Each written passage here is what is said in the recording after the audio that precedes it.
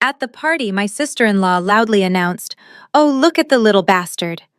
My son Leo looked at me with tears filling his eyes while 100 guests stared at us in silence. Suddenly, a deep voice boomed from the entrance. "Who dared to call my grandchild a bastard?" When my sister-in-law saw who had spoken, her face turned pale, and the champagne glass slipped from her hand, shattering into silence. My name is Natalie, and at 33 years old, I specialize in forensic accounting, which means I find the dirty money people try to hide. My family, however, thinks I am a total failure because I drive a 5-year-old sedan and raise my son Leo without a husband. As a successful auditor, I escaped their toxicity but maintained occasional contact for the sake of appearances. Last Saturday was my parents' 40th wedding anniversary. It was supposed to be a celebration of love, but for me it was a well-planned humiliation orchestrated by my brother James and his wife Keisha. Before I continue this story, let me know where you are watching from in the comments below. Hit like and subscribe if you have ever had to stand up to family members who underestimated your worth. Growing up in the Hamptons meant privilege to outsiders, but inside our estate, emotional coldness permeated every corner. My childhood bedroom was a sanctuary, where I studied numbers to escape the expectations I could never meet. Driving up to that same estate now, I felt a knot in my stomach. A line of Bentleys and Porsches were gliding through the open wrought iron gates, but when I inched my car forward, the heavy bars began to close. A security guard stepped out, blocking my path. He looked at my car with visible disdain and checked his clipboard. "Name?" he asked flatly. "Natalie," I replied, trying to keep my voice steady. "I am the daughter of the hosts." He scanned the list and shook his head. "I have a James and a Keisha on the VIP list, but no Natalie. You will have to turn around." Panic rose in my chest as Leo shifted nervously in the back seat, asking Mommy, "Why are they not letting us in?" I grabbed my phone and dialed James. It rang twice before Keisha picked up. Background noise of clinking glasses and jazz music filled the line. "Hello, Natalie, you are late?" "Keisha?" chirped her voice, dripping with fake sweetness. "Keisha let me in. The guard says I am not on the list," I said, gripping the steering wheel. "Oh, that must be an oversight," she giggled, but her tone dropped an octave, cold and sharp. "Actually, honey, the front entrance is for VIP guests and investors only. Since you are not contributing to the gala financially, we thought it best you use the service entrance around back. It is where the catering staff enters. It fits your tax bracket better." Before I could respond, the line went dead. I looked at the guard who was already waving me away. I had to reverse my car in front of a line of impatient luxury vehicles, feeling my face burn with shame. I looked at Leo in the rearview mirror, adjusting his little bow tie, and I swore to myself that Keisha would regret this night. Walking through the service entrance was a humiliation designed specifically for me. While other guests were greeted with champagne flutes and a string quartet, Leo and I navigated past stacks of dirty dishes and catering staff, rushing with trays of hors d'oeuvres. The air smelled of industrial dish soap and steamed shrimp. When we finally pushed through the heavy swinging doors into the main ballroom, the sudden transition was blinding. Crystal chandeliers the size of small cars hung from the ceiling, casting a golden glow over a sea of silk velvet and diamonds. The room buzzed with the low hum of expensive conversation, the kind that happens between people who own summer homes in Aspen and vineyards in Napa. I tightened my grip on Leo's hand. He looked small and terrified in his little suit, his eyes darting around the overwhelming opulence. We had barely taken 2 steps onto the marble floor when a figure detached itself from a group of investors near the center of the room. It was Keisha. Of course, she had been watching the door, waiting for her moment. She swept toward us like a glittering bird of prey. She was wearing a custom gold Givenchy gown that I instantly recognized from the latest runway collection. My forensic brain automatically pulled up the price tag. $12,000. Interesting, considering the family company she managed was supposedly in a liquidity crisis. "Natalie, you finally made it," Keisha announced, her voice pitched perfectly to carry over the music. She threw her arms around me in an embrace that felt more like a restraint than a greeting. The scent of her perfume was overpowering, something heavy and floral that probably cost more than my monthly car payment. She pulled back, holding me at arm's length, and let her gaze rake over me with theatrical pity. "Oh, honey." She sighed loud enough for the circle of women behind her to hear. "Are you still wearing that black dress? Is that the same one from Liam's funeral 5 years ago?" I felt the heat rise in my cheeks. It was indeed the same dress. A simple structured black sheath that was the only formal thing I owned. It was clean and pressed, but next to her shimmering gold, it looked faded and mournful. Keisha turned to her friends, shaking her head. "I told James to wire you $5,000 last week so you could buy something appropriate for tonight. Did you not get it? Or did you perhaps spend it on something else?" Her eyes widened in mock concern. "You really need to let go of that pride, Natalie. We are family. We want to help you look the part." I stared at her, marveling at the audacity of the lie. There had been no wire transfer. In fact, the last time I asked James for help with Leo's dental bills, Keisha had blocked my number for a week. But here under the chandeliers, she was the benevolent matriarch, and I was the charity case who squandered their generosity. "I did not receive any money, Keisha," I said, keeping my voice calm. "And this dress is fine. It reminds me of Liam."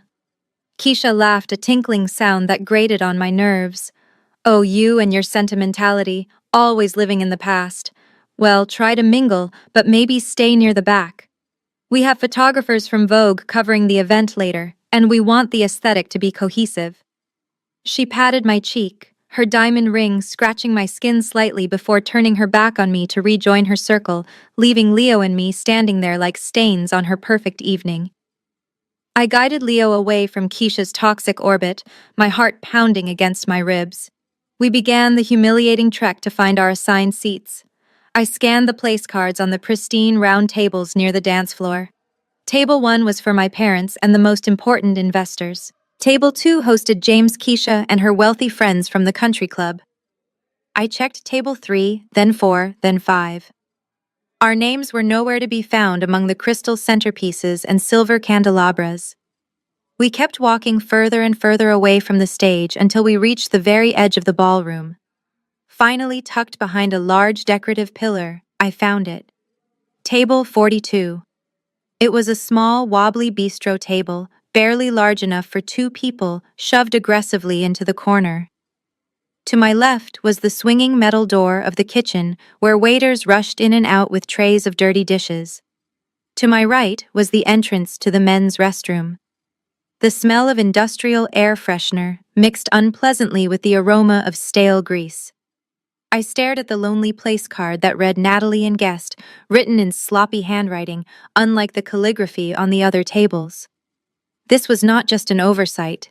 This was a calculated message. Keisha wanted to remind me that even if I was inside the room, I was still trash in her eyes. A waiter burst through the kitchen doors, narrowly missing Leo with a tray of used champagne flutes. The clatter made my son jump. Mommy Leo tugged on my hand, his voice small and confused. "Why are we sitting here? Grandma and Grandpa are sitting under the big light over there. Can we not go sit with them? I want to show Grandma my drawing." He pointed across the room to the head table where my parents were laughing and clinking glasses, oblivious to our existence. Looking at Leo's hopeful, innocent face, I felt something fracture inside my chest. How could I explain to a 6-year-old that his own grandparents did not fight for him? How could I explain that his uncle and aunt viewed him as a stain on their reputation? I swallowed the lump in my throat and crouched down to his level, forcing a bright smile onto my face. "Listen to me, Leo," I whispered, checking to make sure no one was listening. "We have the best seats in the house because this is a secret mission. We are not just guests tonight, we are spies." Leo's eyes widened immediately. "Spies," he whispered back. "Yes," I nodded, tapping his nose. "That is why we are in the shadow. We have to watch everyone without them seeing us. We have to see who is naughty and who is nice. Can you do that for me? Can you be my super spy?" He nodded vigorously, his sadness replaced by a sense of purpose. I climbed into the creaky chair and pulled him onto my lap to protect him from the kitchen traffic. From our vantage point, we were invisible to the room, but I could see everything. I saw the waiters pouring vintage wine for people who had never worked a day in their lives. I saw my brother James high-fiving a business partner, probably celebrating a deal made with money that did not exist. I sat there in the smell of dishwater and bleach holding my son and waited. I did not know it yet, but the best view of the impending disaster would indeed be from right here in the corner. Just as I settled Leo into his seat, the crowd parted slightly to reveal my parents making their way toward our corner. My father walked a few steps behind my mother, looking tired and resigned, holding a scotch glass that was already half empty. My mother, however, moved with the stiff posture of a general inspecting the troops. She was dripping in sapphires that matched her eyes, cold and hard. For a split second, I felt that old childish hope rise in my chest. Maybe they would see where Keisha had seated us. Maybe they would see their grandson next to the swinging kitchen doors and finally say something. "Hello, Mother," I said, standing up halfway to offer a hug.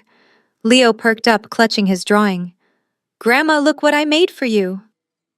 My mother did not hug me. She did not even look at Leo's drawing.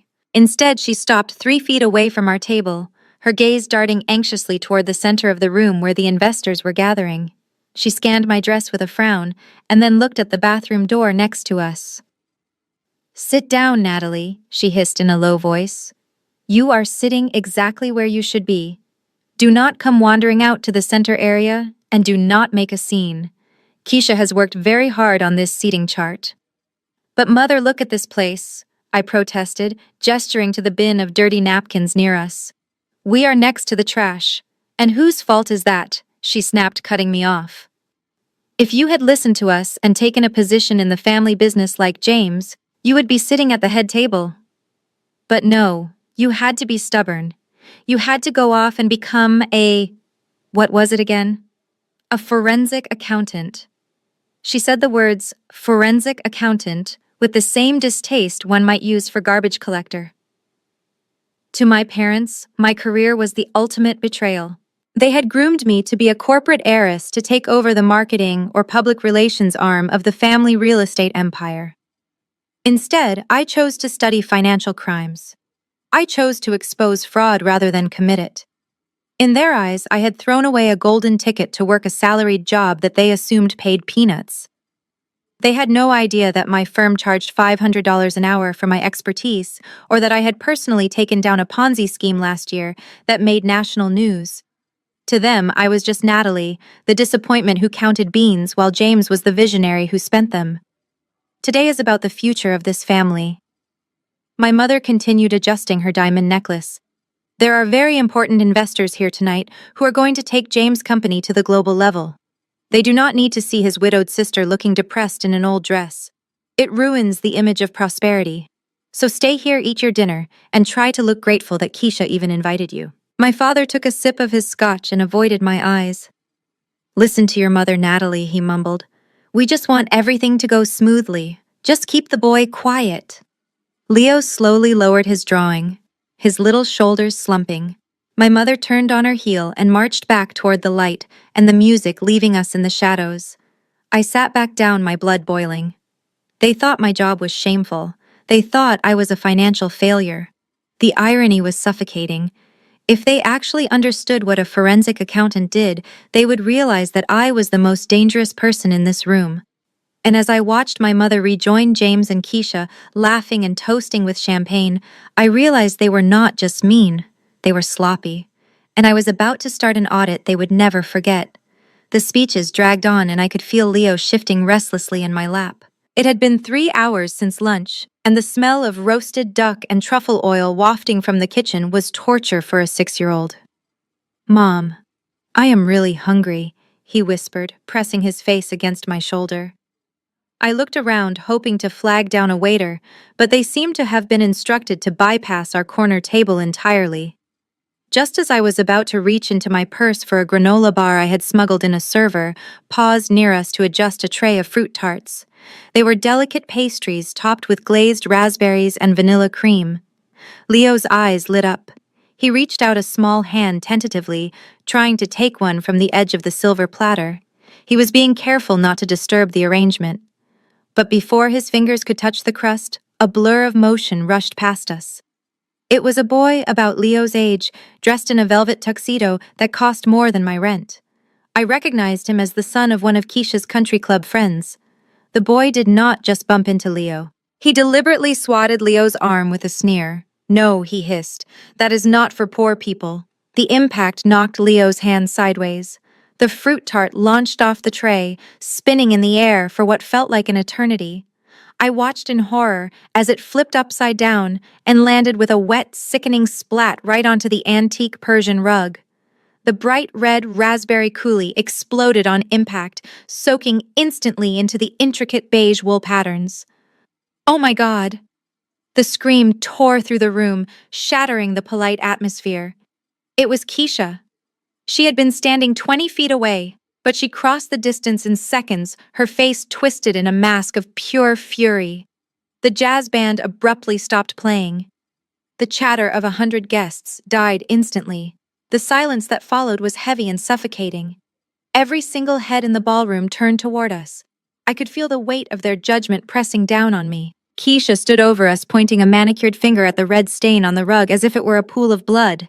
"You little brat!" she shrieked, her voice echoing off the high ceilings. "Do you have any idea what you just did? This is a 17th century Tabriz rug. It is worth $40,000. She turned her glare to me, her eyes blazing with malice.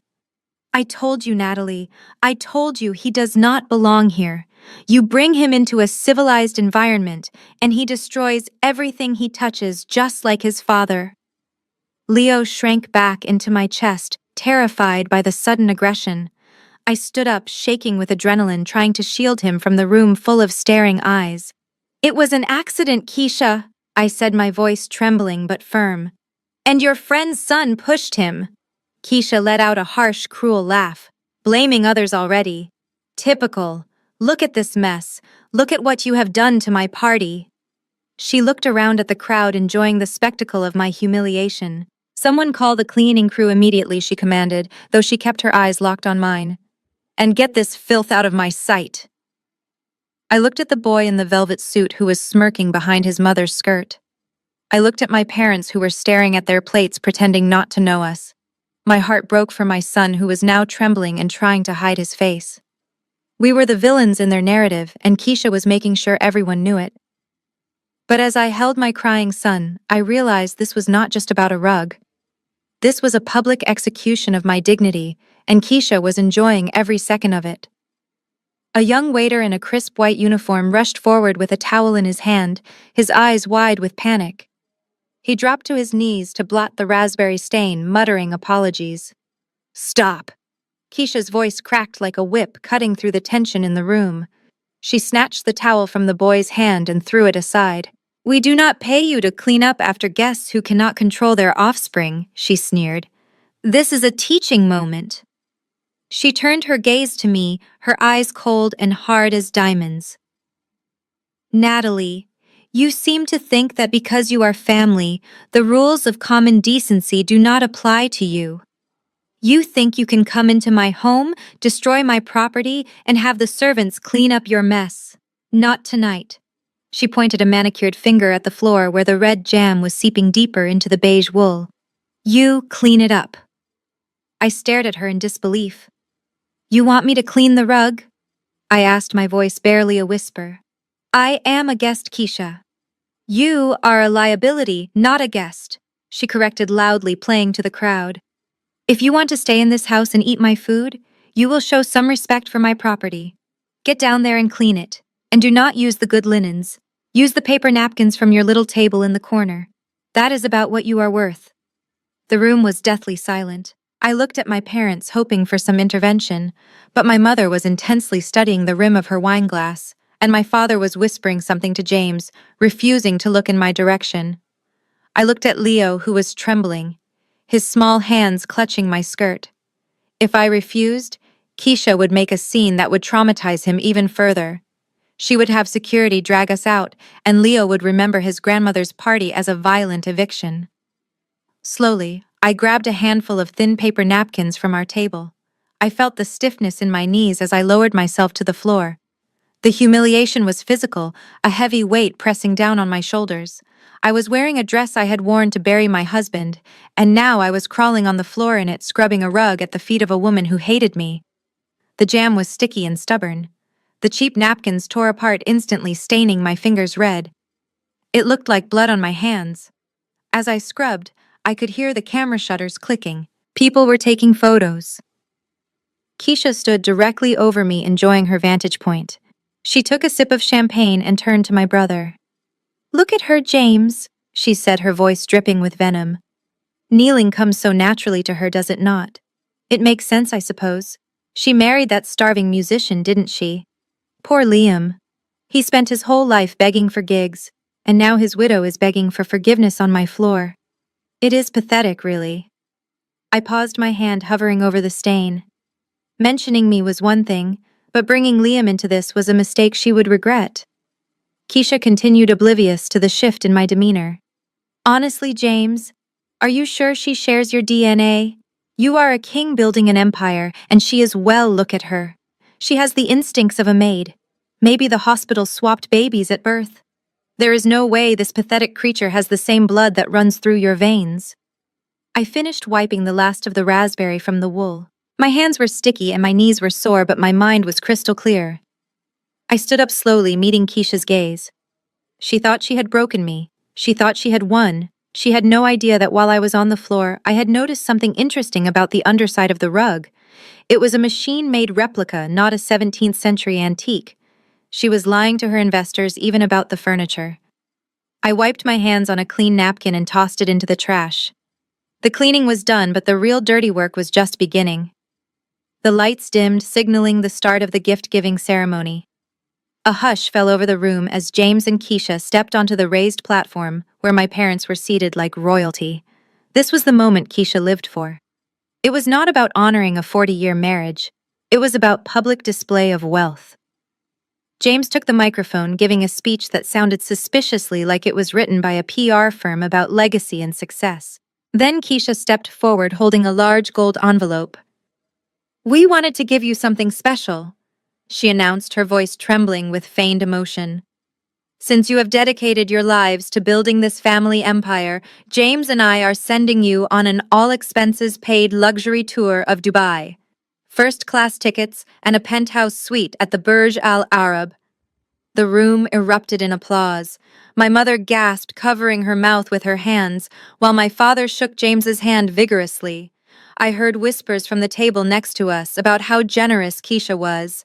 My forensic accountant brain immediately calculated the cost, $50,000 easily. I also knew exactly which corporate account that money had likely been siphoned from, but I bit my tongue. Leo looked up at me, his eyes shining. "Is it my turn now, Mommy?" he asked, clutching his drawing against his chest. It was a simple picture done in crayon, showing 4 stick figures holding hands. Me, Leo, Grandma, and Grandpa. He had worked on it for 3 days, trying to get the colors just right. "Go ahead, baby," I whispered, giving him a gentle nudge. I wanted him to have his moment. I wanted my parents to see that love could not be bought with plane tickets. Leo walked toward the stage, his small dress shoes clicking on the dance floor. The crowd quieted down, confused by the small boy approaching the guests of honor. He climbed the stairs, struggling slightly with the height until he stood in front of my parents. "Grandma, Grandpa," he said, his voice shaking slightly. "I did not have money for a ticket, but I made this for you." He held out the paper with both hands. My mother looked at it, then looked at the crowd, clearly embarrassed by the interruption. But before she could even reach for it, Keisha stepped between them. She was holding a fresh glass of dark red Cabernet. "Oh, how cute," Keisha said, but her eyes were dead cold. She leaned down as if to inspect the drawing. Then, with a flick of her wrist that was too precise to be accidental, the glass tilted. The dark red wine cascaded out, splashing directly onto Leo's drawing. The cheap construction paper absorbed the liquid, instantly turning the colorful crayons into a soggy, bleeding mess. The red stains spread across the stick figures, dissolving the image of our family before our eyes. "Oops," Keisha said loudly, stepping back to avoid the splash on her shoes. My hand slipped. Leo stood frozen, staring at the ruined paper in his hands. His lower lip began to tremble. Keisha did not apologize. She did not call for a napkin. Instead, she leaned into the microphone, which was still live, so the entire room could hear her cruel laugh. "Well, honestly, it is probably for the best." She smirked. looking down at my devastated son. It was a bit of an eyesore anyway. I do not think Grandma and Grandpa would want to hang that scribbling next to their Picassos. Trust me, kid, I just did you a favor. My parents said nothing. They just watched as the wine dripped from Leo's hands onto the stage floor. That was the moment something inside me snapped. The sadness vanished, replaced by a cold, hard rage that I had not felt since the day Liam died. Leo stared at the soggy purple pulp that used to be his masterpiece. Tears spilled over his cheeks silently at first, and then he let out a sob that echoed through the quiet ballroom. It was a sound of pure heartbreak. Seeing my son's spirit crushed for the sake of a petty power play flipped a switch inside me. The fear of causing a scene evaporated. The need for my parents' approval vanished. All that was left was the cold, hard resolve of a mother protecting her cub. I walked up the stairs to the stage. My heels clicked rhythmically on the wood. The room was holding its breath. I stopped 2 feet from Keisha, who was still holding her wine glass, looking bored. "Apologize," I said. My voice was not loud, but it was steady, audible enough for the front tables to hear clearly. "Apologize to my son right now." Keisha rolled her eyes. "Oh, please, Natalie, do not be dramatic. It was an accident. Besides, it is just a piece of paper. I will buy him a coloring book if it means that much to you." "It was a gift from his heart," I countered, stepping closer, my eyes locking onto hers. "And you destroyed it on purpose. Look at him, Keisha. You are a grown woman bullying a 6-year-old. Say you are sorry." That was when James stepped between us. He grabbed my arm, his grip tight enough to bruise. He smelled of expensive scotch and desperation. "That is enough." James hissed, his face inches from mine. "You are embarrassing the family. Look around you, Natalie. We have investors here. We have the press here. And you are making a scene over some garbage drawing." The word garbage hit me like a physical slap. I looked at my brother, a man I had once shared toys with, a man whose homework I used to do. "Garbage," I repeated slowly. "Yes, garbage," James spat, pointing at Leo, who was still crying on the floor. "It is messy, and it is ruining the vibe of the party. Nobody wants to see your kid's scribbles. If you cannot control your emotions and your kid, then leave. Get out. Go back to your little apartment and let the adults handle business. You were a mistake to invite." He shoved me slightly backward toward the edge of the stage. My parents sat there stone-faced, refusing to make eye contact, seemingly more interested in the floral arrangements than the fact that their son was manhandling their daughter. I looked at James, my own brother, who I had once idolized. I looked at Keisha, smirking behind him. They wanted me to leave. They wanted me to disappear so they could continue their charade of a perfect family. But I stood my ground. I pulled my arm from his grip and straightened my spine. I was not going anywhere, not yet, because the real show was about to begin. Keisha tapped her manicured fingernails against the microphone, creating a sharp, high-pitched feedback loop that made several guests wince. She stepped in front of James, pushing him slightly aside to take center stage, effectively blocking my parents from view. Her face was flushed, not with embarrassment, but with the intoxication of power. She looked out at the sea of uncomfortable faces and flashed a smile that was terrifying in its artificiality. She treated this moment not as a family tragedy, but as a performance art piece, where she was the undisputed star. "Oh, please, everyone relax," she cooed into the microphone, her voice dripping with condescension. "Do not let this little domestic squabble ruin your appetite or the ambiance. You know how it is with charity cases. They always have to make everything about themselves." She looked down at Leo, who was still wiping tears from his face with the back of his hand. He looked so small standing on that massive stage, surrounded by adults who viewed him as nothing more than a nuisance. Keisha chuckled darkly, waiting for the crowd to laugh with her. A few sycophants at table 2 forced a chuckle, but most of the room remained deadly silent, sensing that a line was being crossed. "Honestly, it is not the boy's fault entirely." Keisha continued, pacing back and forth like a predator circling prey. "He gets it from his father. We all remember Liam, don't we? Poor Liam was always so emotional, so weak. He could never hold down a real job or contribute to society in any meaningful way. He preferred to strum a guitar and dream while the rest of us worked. And well, the apple does not fall far from the rotting tree." My breath hitched in my throat. Insulting me was one thing, but mocking the dead was a new low even for her. But she was not finished. She walked to the edge of the stage, looming over my son, casting a long shadow over him. I mean, look at him. She pointed a finger directly at Leo. Look at that weak chin. Look at those watery, sensitive eyes. It is practically stamped on his forehead. You can tell just by looking at him that he is nothing more than a little bastard. The word hung in the air like a poisonous cloud. Bastard. She had said it. She had called a 6-year-old child a bastard over a public address system at a black tie gala in front of 100 of the city's most elite citizens. The silence that followed was absolute. It was the kind of silence that precedes an explosion. Even the air conditioning seemed to stop humming. A waiter near the back dropped a silver fork, and the sound rang out like a gunshot. My vision narrowed until all I could see was Keisha's smug face. The last thread of my restraint snapped. I was no longer the forensic accountant who followed rules. I was no longer the sister who wanted to be accepted. I was a mother whose child had been marked for slaughter. The blood pounded in my ears, drowning out everything else. I balled my hands into fists, my nails digging into my palms until I felt skin break. I took a step forward, then another. I was going to drag her off that stage by her expensive hair extensions. I did not care about the investors. I did not care about the police. I was ready to burn this entire mansion to the ground with my bare hands. Before my heel could hit the floor for the next step, a thunderous sound echoed from the back of the ballroom, stopping me cold. The massive double oak doors of the manor flew open with such force that they banged against the interior walls, causing the crystal chandeliers to tremble. The sound was violent and absolute, instantly drowning out the hum of the air conditioning and the terrified whispers of the guests. I froze, my fists still clenched at my sides. On the stage, Keisha flinched, dropping the microphone. It hit the floor with a deafening screech of feedback that made everyone cover their ears. When the noise subsided, a heavy, suffocating silence descended upon the room. It was not the polite silence of a party pause. It was the primal silence of a herd of animals sensing a predator. 6 men entered.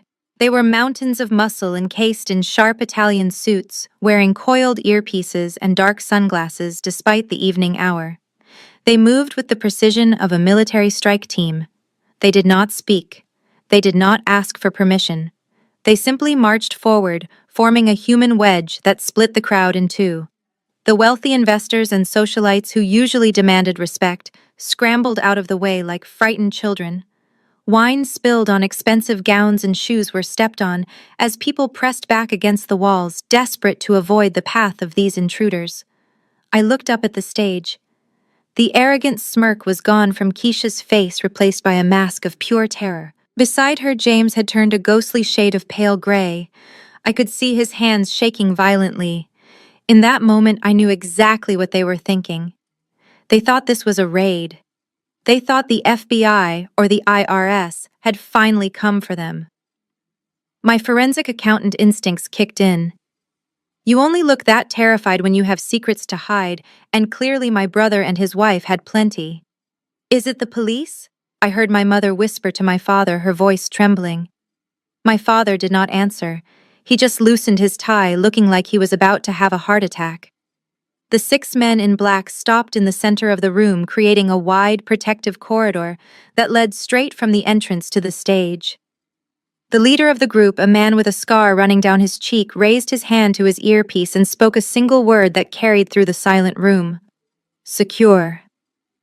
Keisha took a step back, nearly tripping over her own train. She looked ready to faint. She was scanning the room, looking for an exit, realizing there was nowhere to run.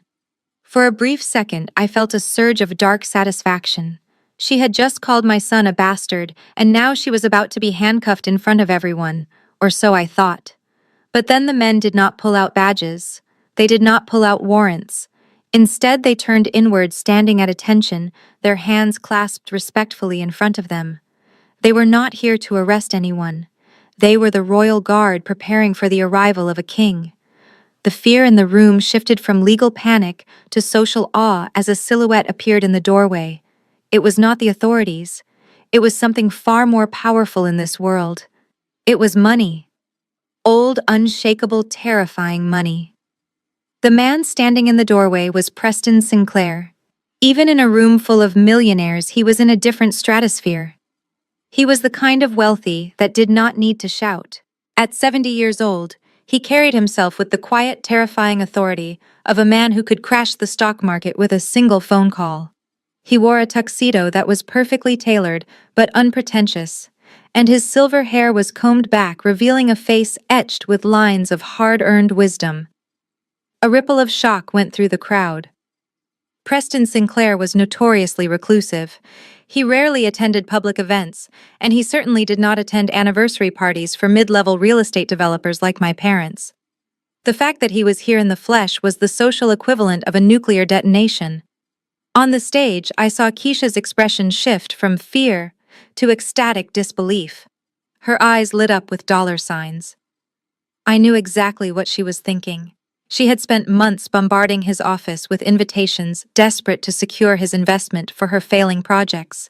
She had sent gift baskets, letters, and even tried to bribe his secretary. Every attempt had been met with silence.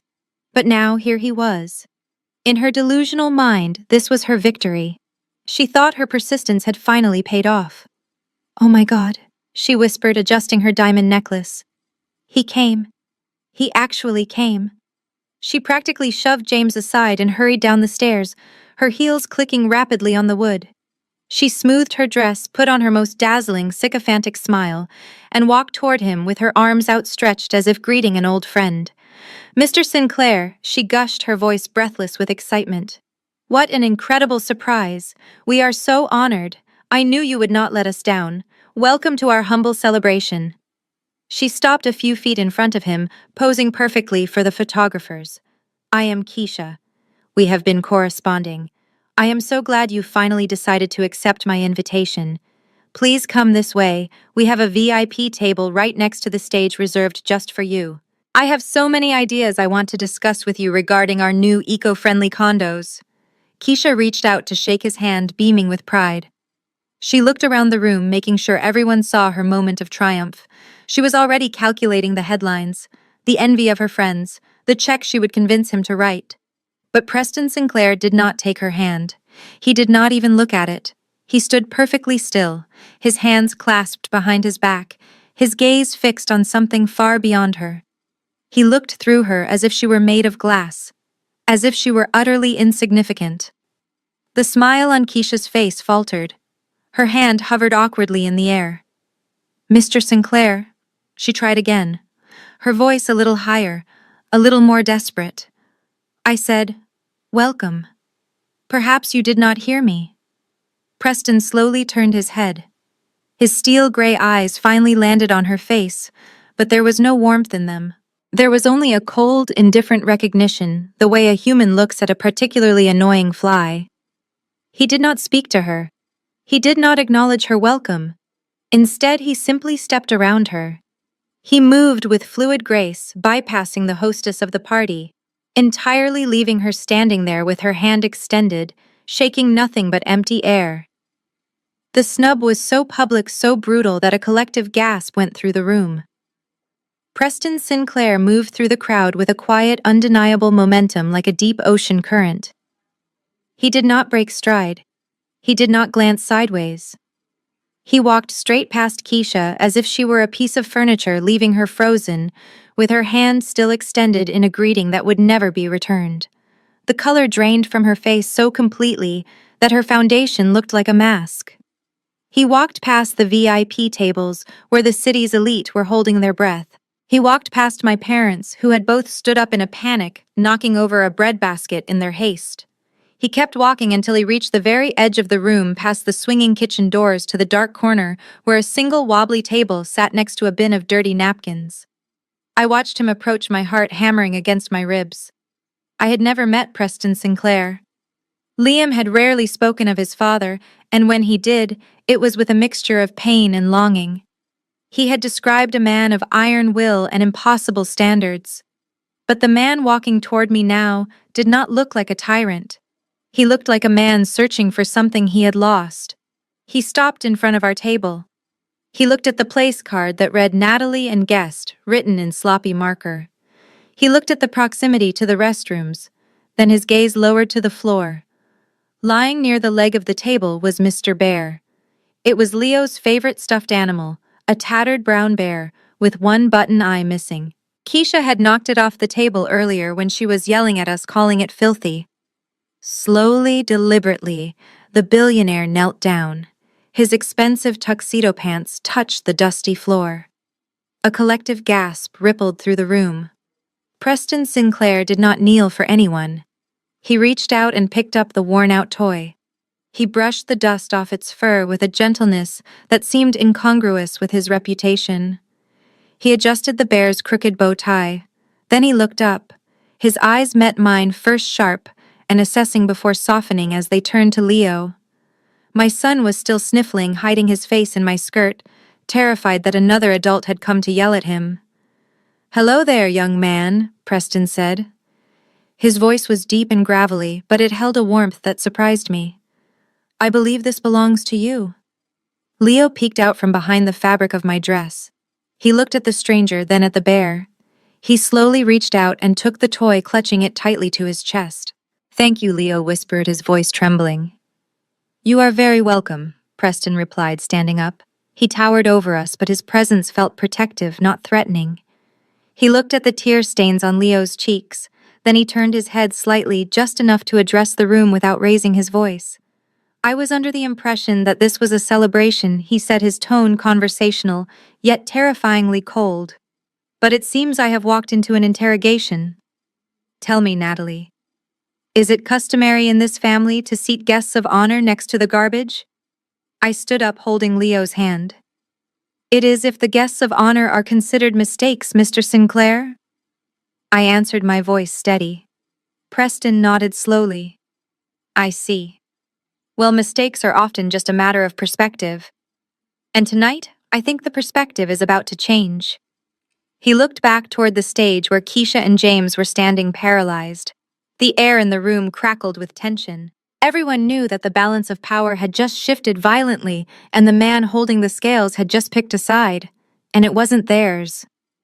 Preston turned his back on the room and looked down at me one last time with a reassuring nod before slowly pivoting on his heel to face the crowd. He did not need a microphone. He did not need to raise his voice. His baritone rumble cut through the silence like a judge pronouncing a death sentence. He scanned the faces of the frozen guests until his steel-gray eyes locked onto the stage where Keisha was trembling. "I asked a question," he said, his voice vibrating with suppressed rage. "Just moments ago, I heard a very specific word broadcast over the speakers. I heard someone refer to a child as a bastard.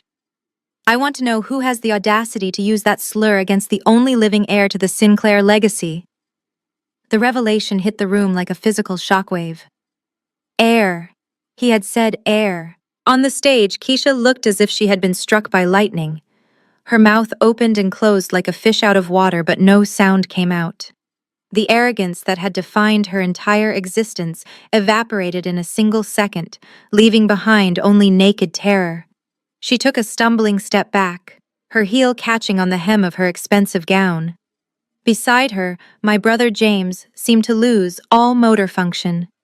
His hand, which had been gripping a crystal tumbler of scotch, simply went limp. The glass plummeted to the stage floor, shattering with a violent crash that made half the room jump. The amber liquid splattered across his polished shoes, but he did not even look down. He was staring at Preston with the expression of a man watching his life burn to the ground.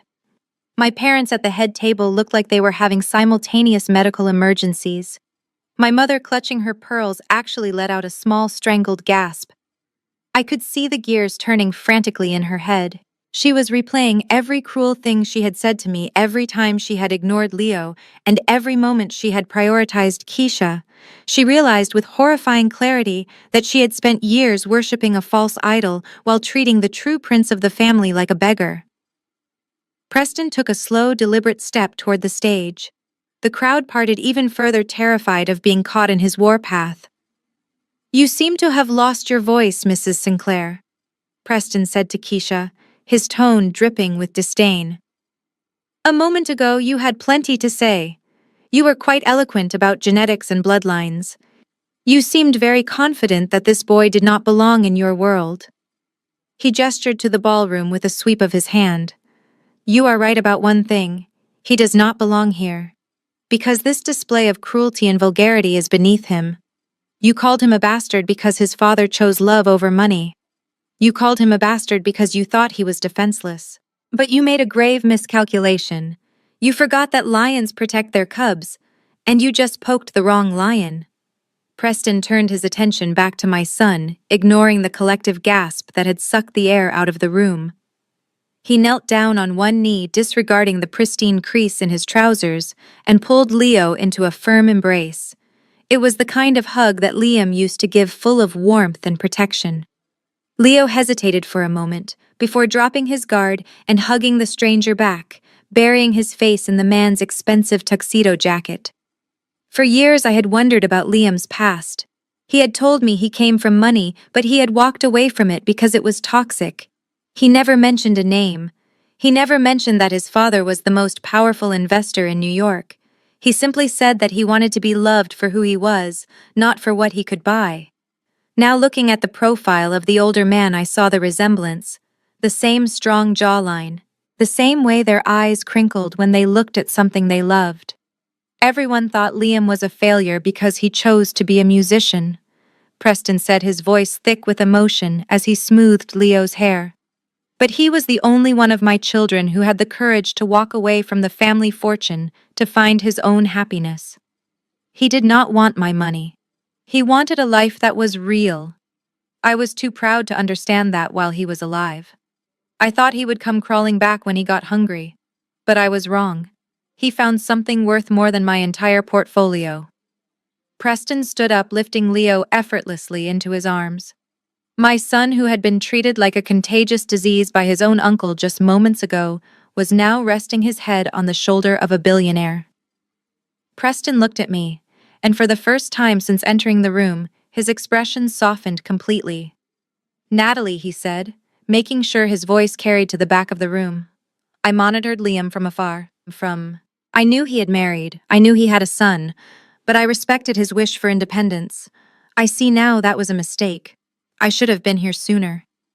He reached out and took my hand, squeezing it gently. Thank you, he continued. Thank you for loving my son when he had nothing. Thank you for raising my grandson with dignity and kindness even while you were surrounded by these vultures. He cast a withering glance toward the stage where Keisha and James were standing. You have endured their abuse and their arrogance to protect this boy. You have done the job that they were too morally bankrupt to do. You are more of a Sinclair than anyone in this room will ever be. And I promise you, Natalie, you will never have to endure their disrespect ever again. The days of you sitting in the shadows are over. The silence that followed Preston's declaration was absolute. But it did not last long. Keisha was a survivor, and like a chameleon changing colors, she shed her terror in the blink of an eye. She let out a breathless, shaky laugh and clasped her hands over her heart, forcing a smile that stretched her skin tight. The venomous predator from seconds ago vanished, replaced instantly by the mask of a doting, misunderstood aunt. "Oh, Mr. Sinclair," she gasped, stepping forward again, ignoring the way the bodyguards tensed up. "You have completely misunderstood. Please do not take my words out of context. I know it sounded harsh, but that is just how we communicate in this family. It is tough love." She gestured toward Leo, who was still clinging to Preston's leg. "I was only trying to teach the boy some manners." She continued, her voice trembling with forced sweetness. "We want Leo to grow up strong and successful just like you. I was not calling him a bastard to be cruel. I was just trying to toughen him up. You know how the world is. If he is going to carry the Sinclair legacy, he needs to have thick skin. We love Natalie and Leo. We are practically inseparable." She looked at me, her eyes wide and pleading silently, daring me to contradict her. "Right, Natalie. Tell Mr. Sinclair how much we help you. Tell him about the dinners and the support. We are family, after all." Beside her, James seemed to wake up from his stupor. He realized that their only lifeline to Preston Sinclair's money was the sister he had just tried to evict. He wiped his sweaty palms on his tuxedo pants and forced a jagged smile, stepping up to join his wife's performance. Exactly, James stammered, his voice cracking. Natalie, please clear this up. We were just joking around. You know how Keisha gets when she is stressed about hosting. We are siblings, Nat. We share the same blood. He looked at Preston, nodding vigorously. Mr. Sinclair, we have been taking care of Natalie ever since Liam passed away. We have been her rock. We treat Leo like our own son. Why do you think we invited them here tonight? To share in our success. To be together as a family unit. Keisha gained confidence seeing James back her up. She took another step toward Leo, reaching out a hand with long manicured nails. Come here, sweetie, she cooed. Come to Auntie Keisha. Show your grandfather that we are all good. Let us not ruin the party over a silly little word. Leo shrank back, pressing his face into Preston's coat. He knew a lie when he heard one. I watched them perform this grotesque theater of affection and felt a wave of nausea. The audacity was breathtaking. They had spent 5 years ignoring my calls, missing birthdays, and mocking my poverty. 10 minutes ago, they were ready to throw us out on the street. Now that they knew my son was an heir to a billion-dollar fortune, they were suddenly the most loving relatives on earth. I looked at James, seeing the sweat beading on his forehead. I looked at Keisha, seeing the desperation in her eyes. They were not sorry. They were terrified of losing their investment. And they thought I was still the weak pushover sister who would smile and nod to keep the peace. They thought I would play along with their delusion to save the family reputation. I took a deep breath, stepping out from behind Preston's protective shadow. I smoothed my dress and looked my brother dead in the eye. They wanted me to speak. They wanted me to confirm their lies, so I decided to give them exactly what they asked for. I decided to speak the truth. My father decided that this was the moment to finally find his voice. He stepped out from behind the safety of the head table, adjusting his silk tie, with hands that were visibly trembling. He looked at Preston Sinclair with a desperate, pleading expression, the look of a man watching his retirement fund evaporate before his eyes. Mr. Sinclair, please be reasonable, my father stammered, his voice cracking under the pressure. You are getting the wrong impression of our family dynamics.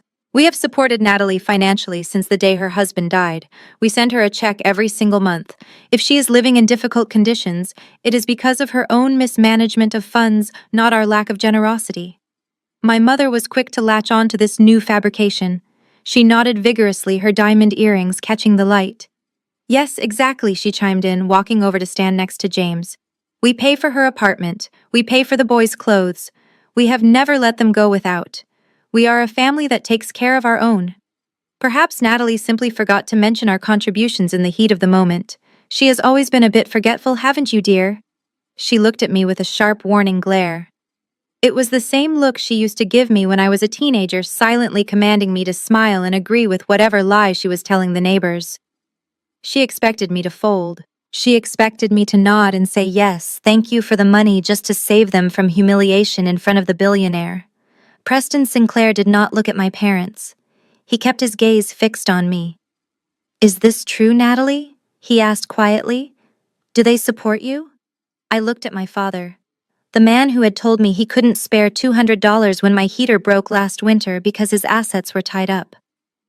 I looked at my mother, who had criticized Leo's thrift store shoes, but never offered to buy him new ones. I remembered the nights I stayed up until 3 in the morning auditing freelance accounts just to pay for Leo's asthma medication. The audacity of their lie was so immense, so breathtakingly cruel, that it actually made me smile. It was not a happy smile. It was the cold, clinical smile of a forensic accountant who had just found the smoking gun in a fraudulent ledger. I did not scream. I did not cry. I simply reached into my small black purse and pulled out my smartphone. That is a very interesting version of history, Mother, I said, my voice calm and steady. But you seem to forget what I do for a living. In my line of work, we have a saying, men lie, women lie, but numbers never lie. My mother's eyes darted to the phone in my hand. What are you doing? She hissed. Put that away. I ignored her. I tapped the screen, unlocking my banking app. I scrolled through 5 years of transaction history in seconds. The room was deadly silent watching the standoff. I held the phone up, though I knew the screen was too small for everyone to see yet. "You say you send a check every month," I said, looking at my father. "That implies a paper trail. That implies bank transfers. So surely if I pull up my deposit history right now, I should see these generous donations you are talking about." I took a step toward the audio-visual cart that controlled the large projection screen behind the stage. James realized what I was about to do. He lunged forward. "Natalie, stop!" he shouted. "Do not do this!" But he was too slow, and frankly, he was too scared of the bodyguards to actually touch me again. I was done protecting their secrets. I was done being the scapegoat. If they wanted to talk about finances, we were going to talk about finances, all of them. James tried to block my path to the control console, but two of Preston Sinclair's security guards stepped forward, effectively creating a human wall between my brother and me. James froze, his face pale and sweating, realizing that his physical intimidation tactics would no longer work. I reached the audio-visual cart and found the HDMI cable that was meant for the corporate presentation. My hands were steady. I had done this 1,000 times in courtrooms presenting evidence to juries. This was no different, except the jury was a room full of socialites, and the defendant was my own flesh and blood. I plugged the cable into my phone. A second later, the massive projection screen behind the stage flickered to life. The image of the smiling, happy family that Keisha had projected earlier vanished. It was replaced by the stark high-definition interface of my text message history. I tapped on the group chat named Family. The room gasped. The text bubbles were blown up to 10 feet tall, glowing bright white against the dim ballroom lighting. Everyone could see them. The investors near the front squinted to read, while the people in the back stood up to get a better view. I did not need to say a word. The evidence spoke for itself. I scrolled up to a conversation from last month. On the screen, my message read, "James, please, Leo has a cavity, and I am short on the deductible. Can you send the $50 you promised?"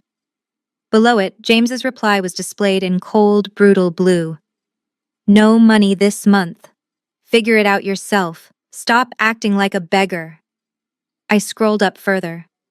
Another message from Keisha dated 2 months ago. "Do not show your face at the house this weekend. We have important guests, and we do not want your depressing energy ruining the mood. If you need money, go sell that old junk car your husband left you." The silence in the room was heavy and suffocating. I could hear the hum of the projector fan. I looked at my parents. My mother was staring at the screen, her hand covering her mouth in horror. She had spent years telling her friends how much they helped me, how they were the benevolent saviors of their widowed daughter. Now her friends were reading the truth in 40-foot font. But I was not done. I found one last message sent just 3 days ago. It was from James again. It read, "If you come to the anniversary party, do not park in the driveway. Park on the street. And tell your kid to keep his mouth shut. We are trying to close a deal and nobody wants to hear about your problems." I turned to face the crowd, leaving the messages up on the screen behind me, like a digital backdrop of cruelty. As you can see, I said, my voice calm, but cutting through the silence. The financial support my parents mentioned is non-existent. The love they claim to have is conditional. And the family unity they are celebrating tonight is nothing more than a marketing strategy. Preston Sinclair stood near the stage reading every word. His face was unreadable, but his eyes were dark with fury. He looked from the screen to James, who was now shaking his head, muttering, "No, no, that is out of context." Out of context, Preston repeated, his voice low and dangerous. "You told a widow to sell her dead husband's car to pay for a dental bill while you are throwing a 6-figure party. I think the context is perfectly clear. You are not just a liar, James. You are a cruelty that I will not tolerate." The text messages on the screen finally faded to black. But the image of my family's cruelty was burned into the retinas of every guest in the room. My mother was weeping silently into a linen napkin, while my father stared at his polished shoes, unable to lift his head. But Keisha was not crying. She was calculating. She realized that the sentimental angle was dead. The facade of the loving aunt was shattered beyond repair. So she did what sharks do when they smell blood in the water. She switched tactics instantly. She smoothed the front of her gold gown and stepped over the shattered glass of James's whiskey glass. Her face hardened into a mask of cold corporate professionalism. She decided to ignore the evidence of her moral bankruptcy and appeal to the one thing she believed Preston Sinclair cared about more than anything else: money. Keisha let out a sharp, dismissive laugh that sounded like glass breaking. "All right, fine," she said, waving her hand as if swatting away a fly. "Every family has its dirty laundry, Mr. Sinclair. I am sure even a man of your stature has relatives who are difficult and drain your resources." She shot a venomous glance at me, narrowing her eyes. "But we are not here to discuss petty domestic squabbles or text messages taken out of context. We are here to do business." She walked closer to him, her confidence returning with every step. She was betting everything on the assumption that greed would outweigh honor. "You came here tonight for a reason, sir," she continued, her voice taking on the rehearsed cadence of a sales pitch. "You are a visionary. You did not come to this party just to eat cake. You are here because you know that the Green Horizon project James and I are developing is the future of sustainable housing in the Hamptons. It is a $50 million opportunity with a projected 40% return in the first year." She gestured to the room, trying to rally the stunned investors who were watching with morbid fascination. "Let us focus on the numbers, Mr. Sinclair," she urged. "Let us focus on the profit margins. Surely you did not come all this way just to referee a family argument.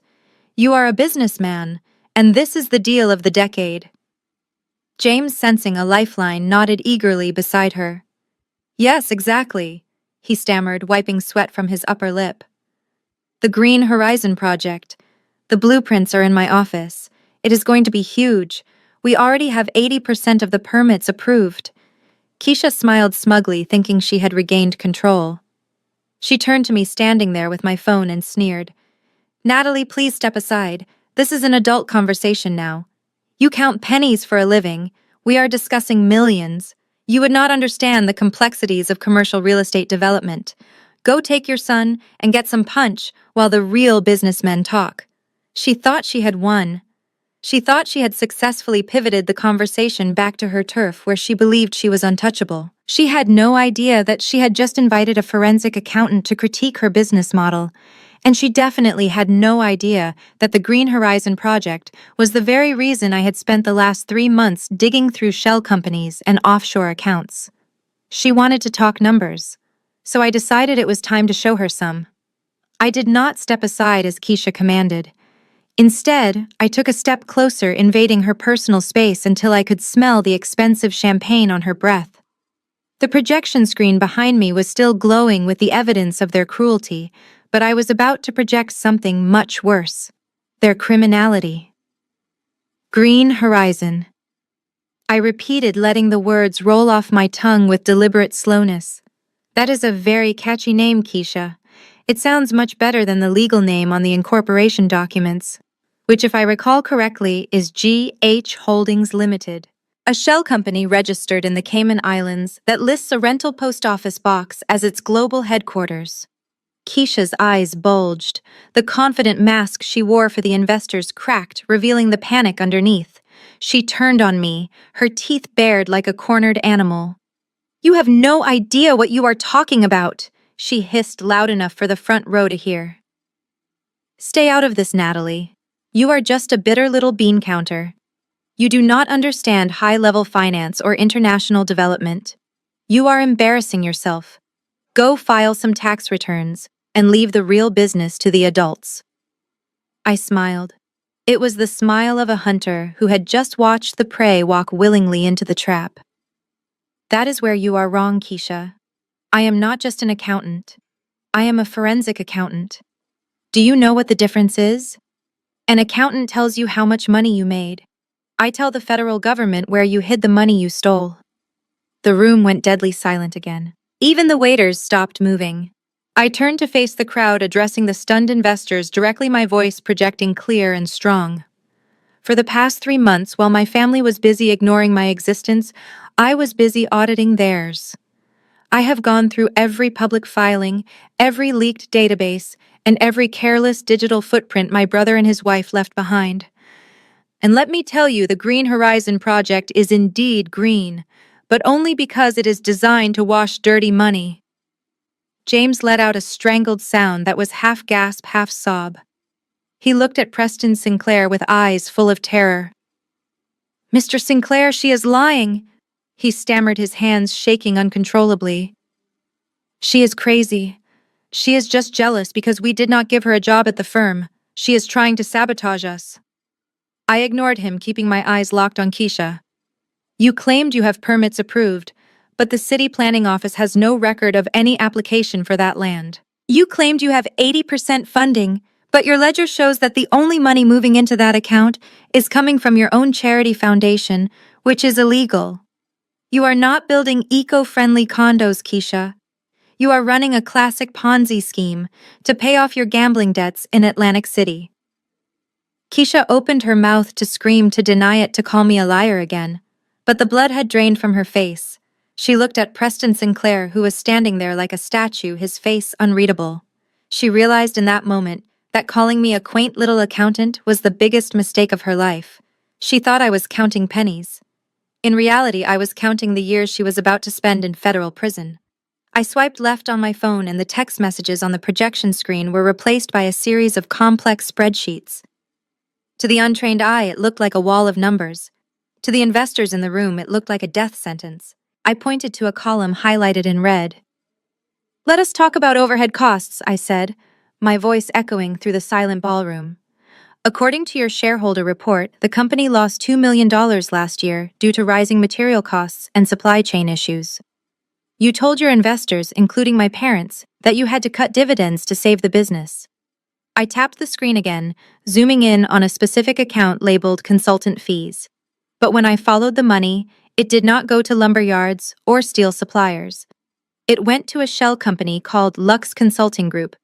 And guess what Lux Consulting Group spent its money on? I hit the next slide. A collective gasp rippled through the crowd. It wasn't a spreadsheet this time. It was an itemized list of credit card transactions linked to the shell company. Hermes, Cartier, private jet charters to St. Bart's, a $50,000 deposit for the very catering company staffing this party. "You did not lose money on concrete, James," I said, looking at my brother, who was now trembling so hard he had to lean against the podium. "You lost money because your wife treated the company operating account like her personal piggy bank. She embezzled $2 million in 18 months. That is not a bad business year. That is grand larceny." Keisha let out a screech that sounded more animal than human. "That is fake. She forged those documents. She is trying to frame me because she is jealous." She lunged toward me, her hands curled into claws, desperate to stop the presentation. But she never made it. Two of Preston Sinclair's bodyguards stepped in front of me, their massive frames blocking her path effortlessly. She bounced off them and stumbled back, her chest heaving. Preston Sinclair stepped forward, his eyes scanning the data on the screen with the precision of a hawk. He looked at the dates. He looked at the amounts. Then he looked at James. "You told me the company was insolvent," Preston said, his voice terrifyingly quiet. "You told me you needed my investment to save the jobs of your employees. But it seems you just needed to pay off your wife's credit card bill." James opened his mouth, but no sound came out.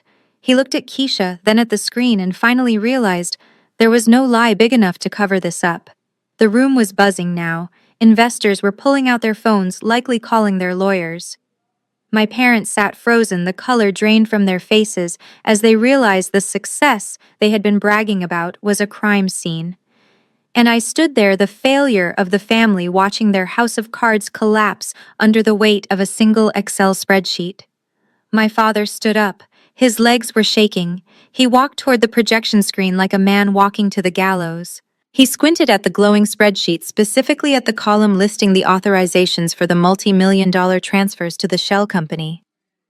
He reached out a trembling hand and touched the digital signature at the bottom of the document. It was his name, Robert Vance. But the loop on the R was wrong. The slant was too sharp. It was a clumsy forgery traced from old documents. "I never signed this," my father whispered. His voice was barely audible, but in the silent room it sounded like a scream. "I never authorized a transfer of $2 million. I was told we were reinvesting in infrastructure." He turned slowly to look at James. The look on his face was not anger. It was the crushing weight of a broken heart. He had spent his entire life building this company.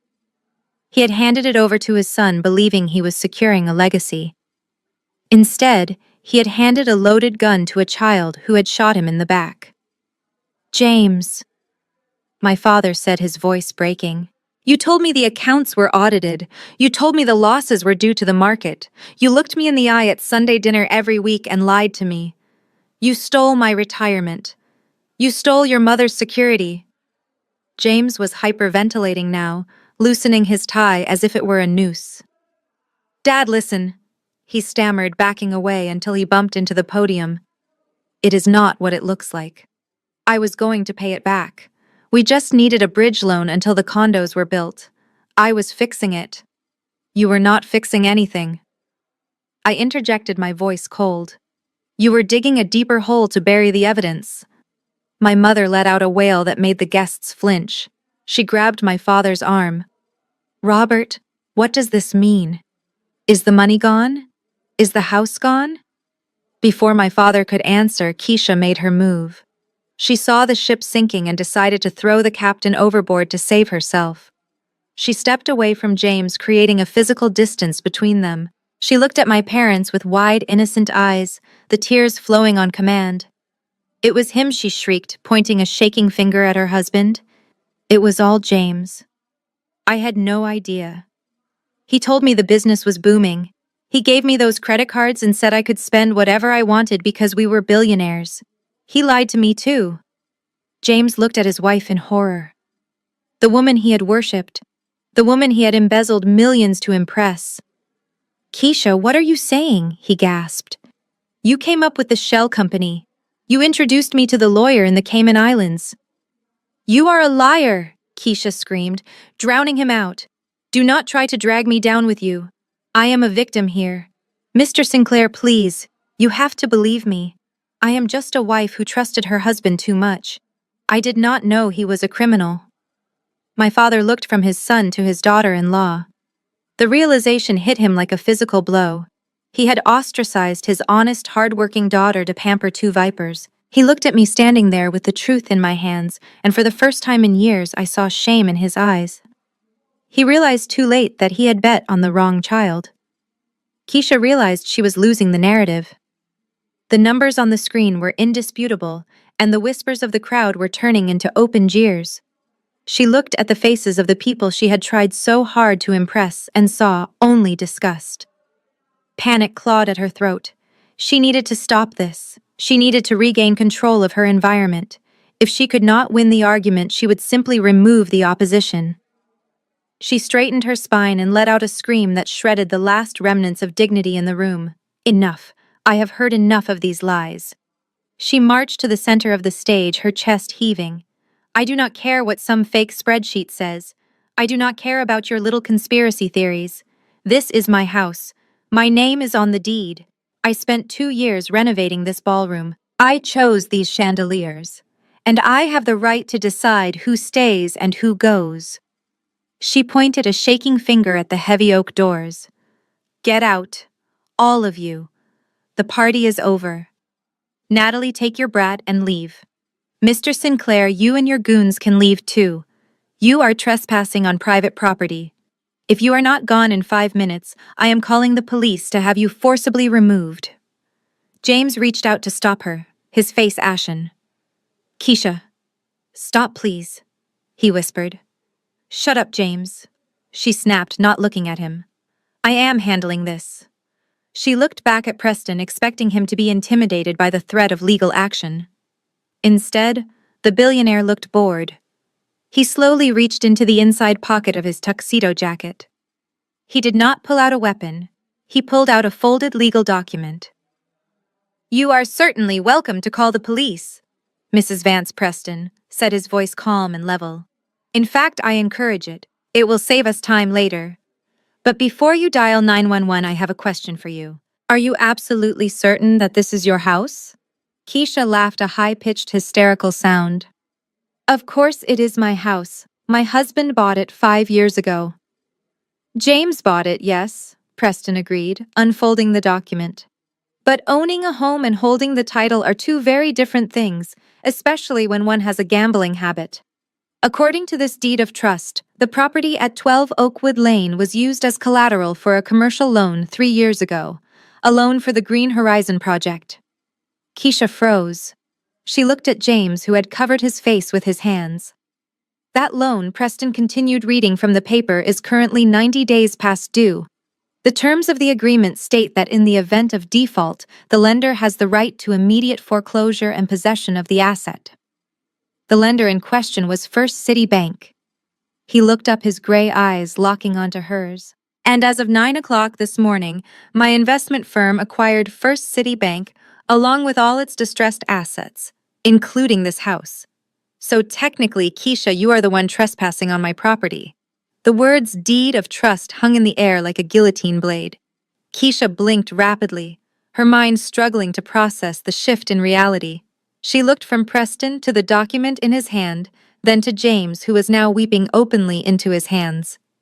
The guests, sensing the final act of this tragedy, leaned in closer, their earlier admiration for the couple replaced by morbid curiosity.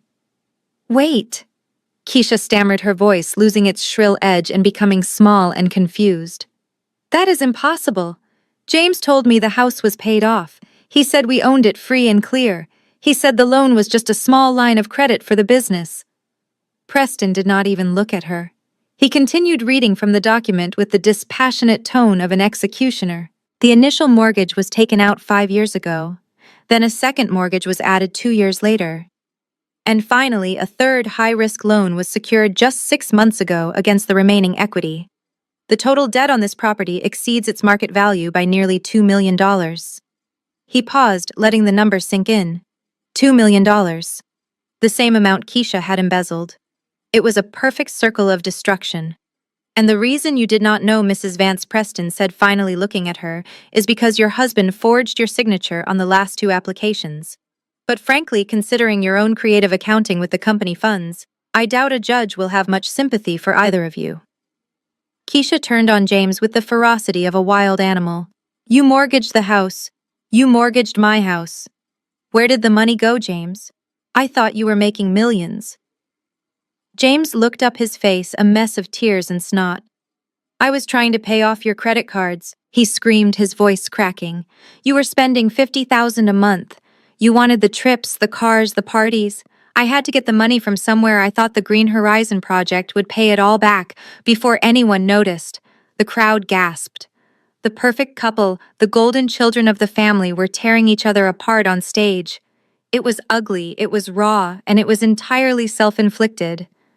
Preston folded the document and placed it back in his pocket. He looked at the chaos with a weary expression. "Gentlemen," he said to his security team, "please escort Mr. and Mrs. Vance off the premises. They are no longer residents here." "But where will we go?" Keisha wailed as a bodyguard took her arm. "We have nowhere to go." Preston looked at me, then at Leo. "That is not my concern. My concern is securing my asset. And as the new owner of this bank and this property, I am appointing a new caretaker until the foreclosure is finalized." He turned to me. "Natalie, I believe you and your son need a place to stay that is safer than your current apartment. Consider this house yours, for as long as you need it. I trust you will take better care of it than the previous tenants." Keisha's scream as she was dragged toward the exit was a sound I would never forget. It was the sound of an empire falling. And as I stood there holding my son's hand, watching the people who had tormented us being removed from their own party, I realized that the best revenge wasn't anger. It was simply surviving long enough to watch them destroy themselves. Preston raised a single finger, a subtle gesture that summoned a man in a charcoal suit from the shadows of the stage wing. This was not a bodyguard. This was Mr. Sterling, the head of legal counsel for the Sinclair Group, a man whose briefcase was rumored to contain more firepower than a loaded gun. He stepped onto the stage with the silence of an undertaker holding a crisp blue folder. Sterling did not speak to Keisha. He did not acknowledge her screaming or her tears. He walked straight to James and pressed the document against his chest. James instinctively grabbed it, his hands shaking so violently that the papers rattled audibly in the microphone's range. According to the terms of your mortgage agreement, specifically, Section 4, Paragraph C, your loan is in default. Sterling announced, his voice projecting clearly without a microphone. You have missed 3 consecutive payments totaling 90 days of non-payment. Under the acceleration clause you signed, the bank has exercised its right to call the full loan due immediately. Since you do not have the $2 million to settle the debt, the bank has officially initiated foreclosure proceedings as of 9 o'clock this morning. Keisha tried to snatch the papers from James's hands, ripping the cover in the process. That is a lie, she shrieked, scanning the pages frantically. We have a grace period. My lawyer said we have a grace period. Your lawyer was fired this morning for malpractice, Sterling replied coldly. The grace period expired yesterday. The title has already reverted to the lender. Legally speaking, you are no longer the homeowners. You are squatters. The word squatter hit Keisha like a physical slap. She looked out at the audience, at the people she had tried to impress with her fake wealth, and saw them whispering, some even taking photos of her downfall. Her social climbing ladder had just snapped in half. Preston Sinclair stepped forward, placing a hand on the lawyer's shoulder to dismiss him. He looked around the opulent ballroom, taking in the crystal chandeliers and the expensive drapery that Keisha had likely bought with stolen money. It is a beautiful property, Preston mused, his voice thoughtful. It would be a shame to leave it empty during the foreclosure process.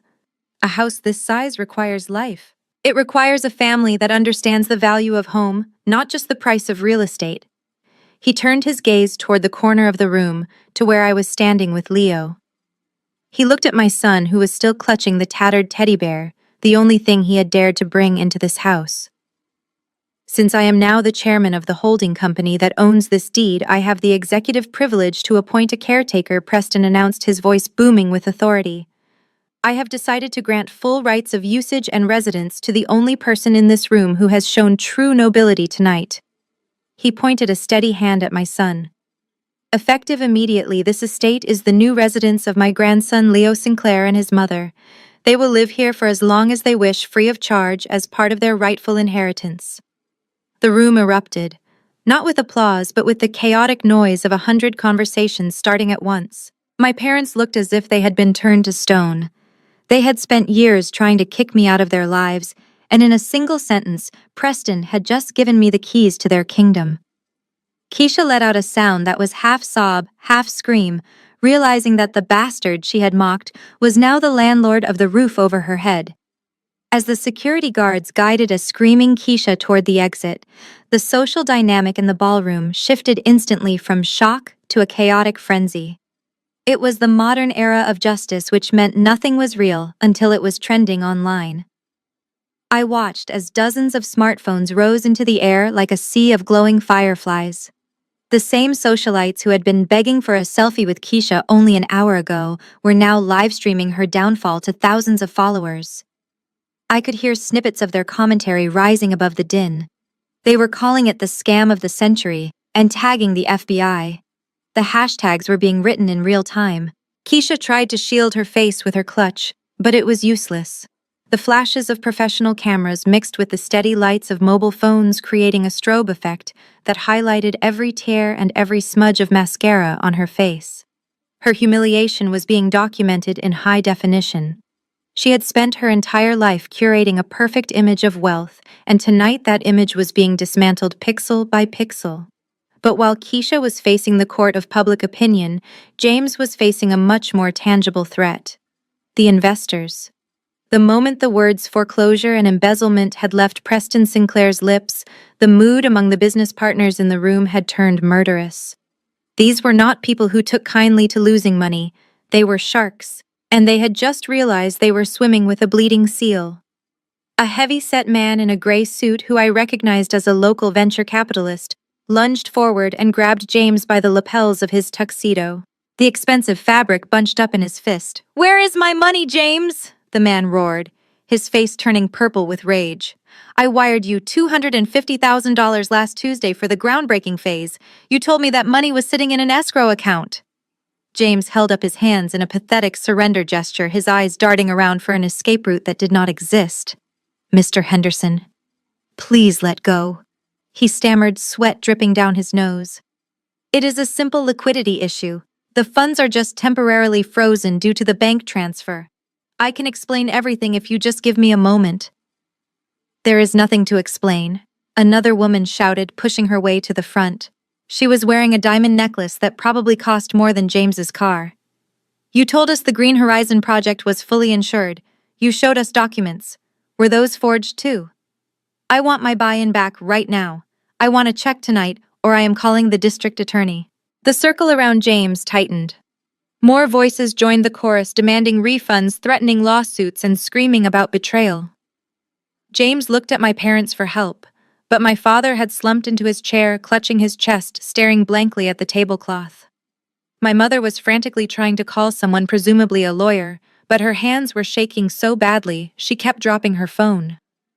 I stood on the periphery of the chaos with Preston and Leo, feeling like I was watching a building implode in slow motion.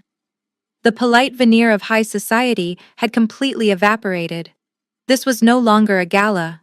It was a riot of rich people realizing they had been played for fools. And in the center of it all was my brother, the golden child, who had finally run out of gold. The chaos in the ballroom was reaching a fever pitch, with investors shouting over one another and waving their phones in James' face. But I knew the final blow had not yet landed. I stepped back up to the podium and tapped the microphone once. The sharp sound cut through the din, causing the angry mob to pause and look at me.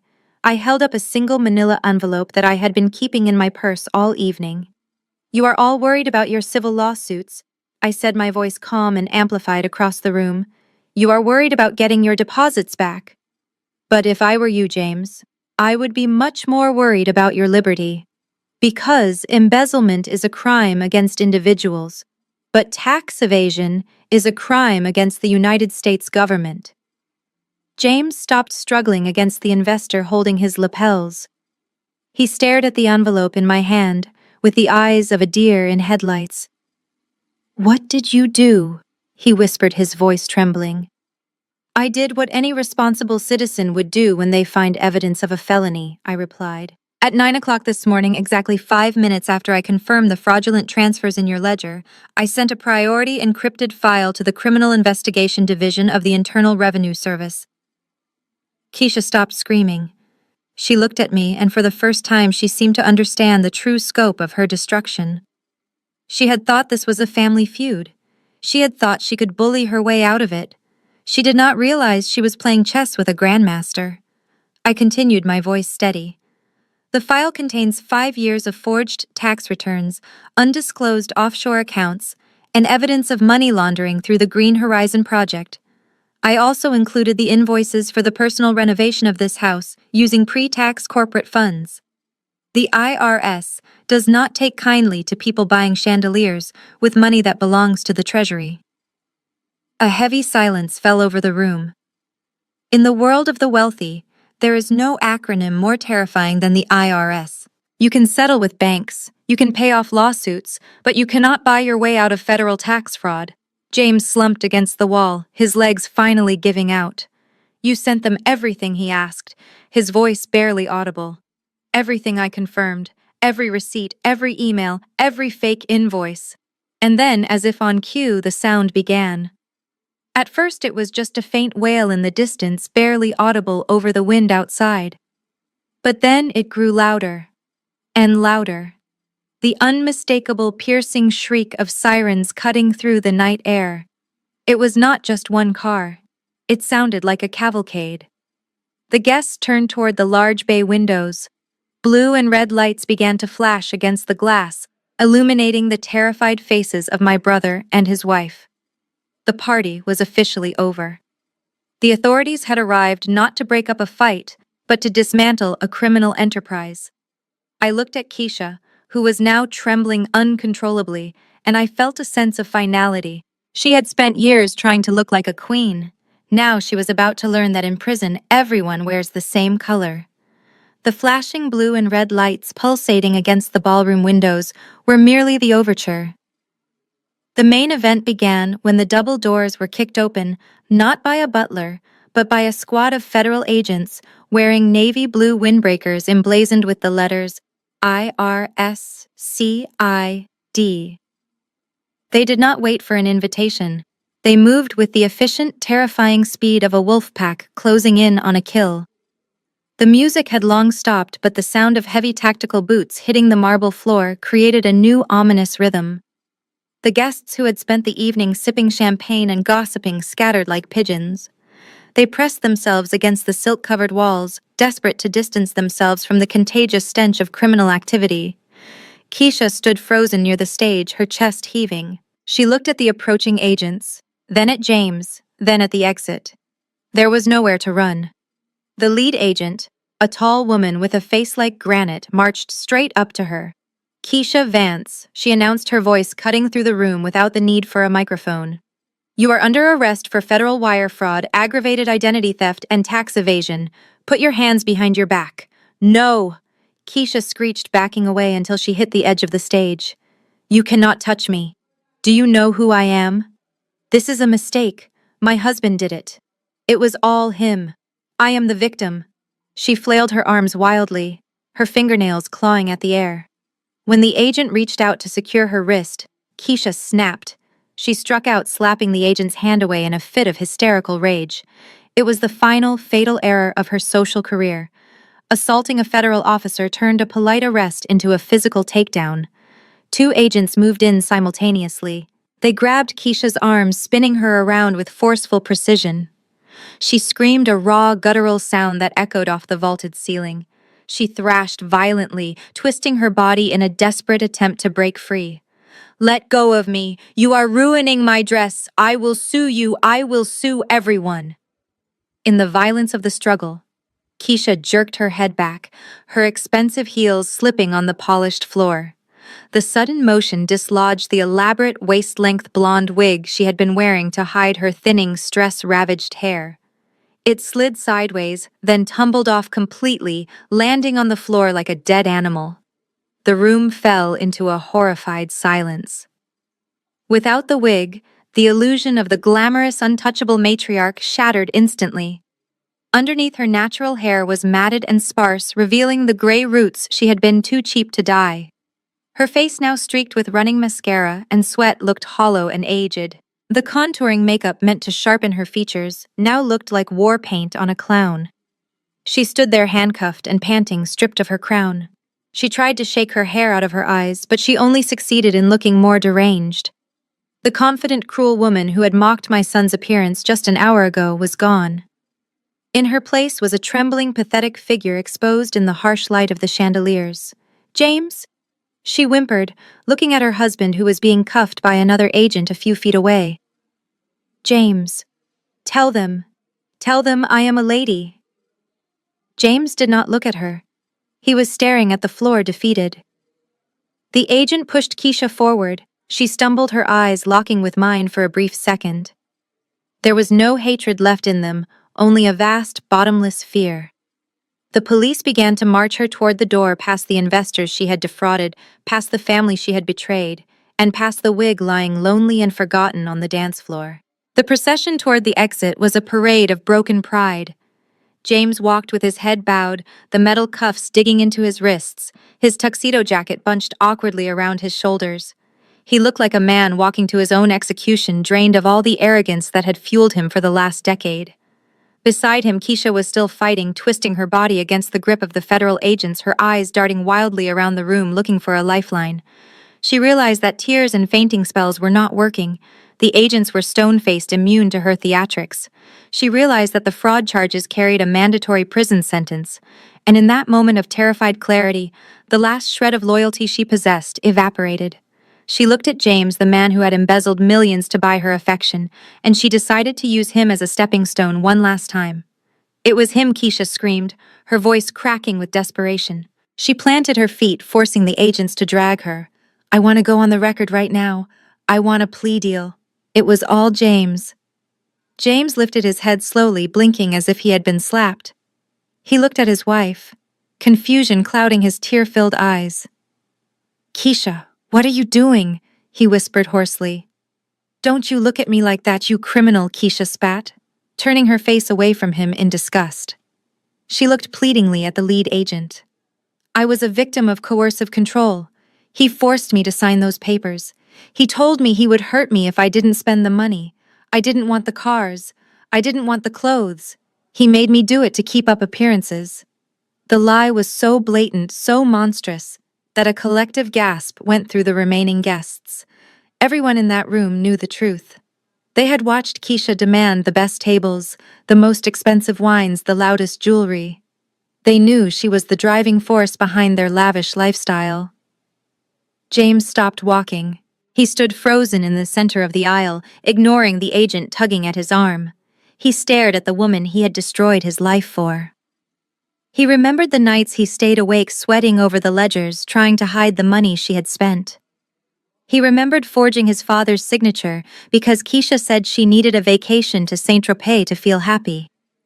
He had burned bridges with his sister, robbed his parents, and committed felonies, all to keep that smile on her face.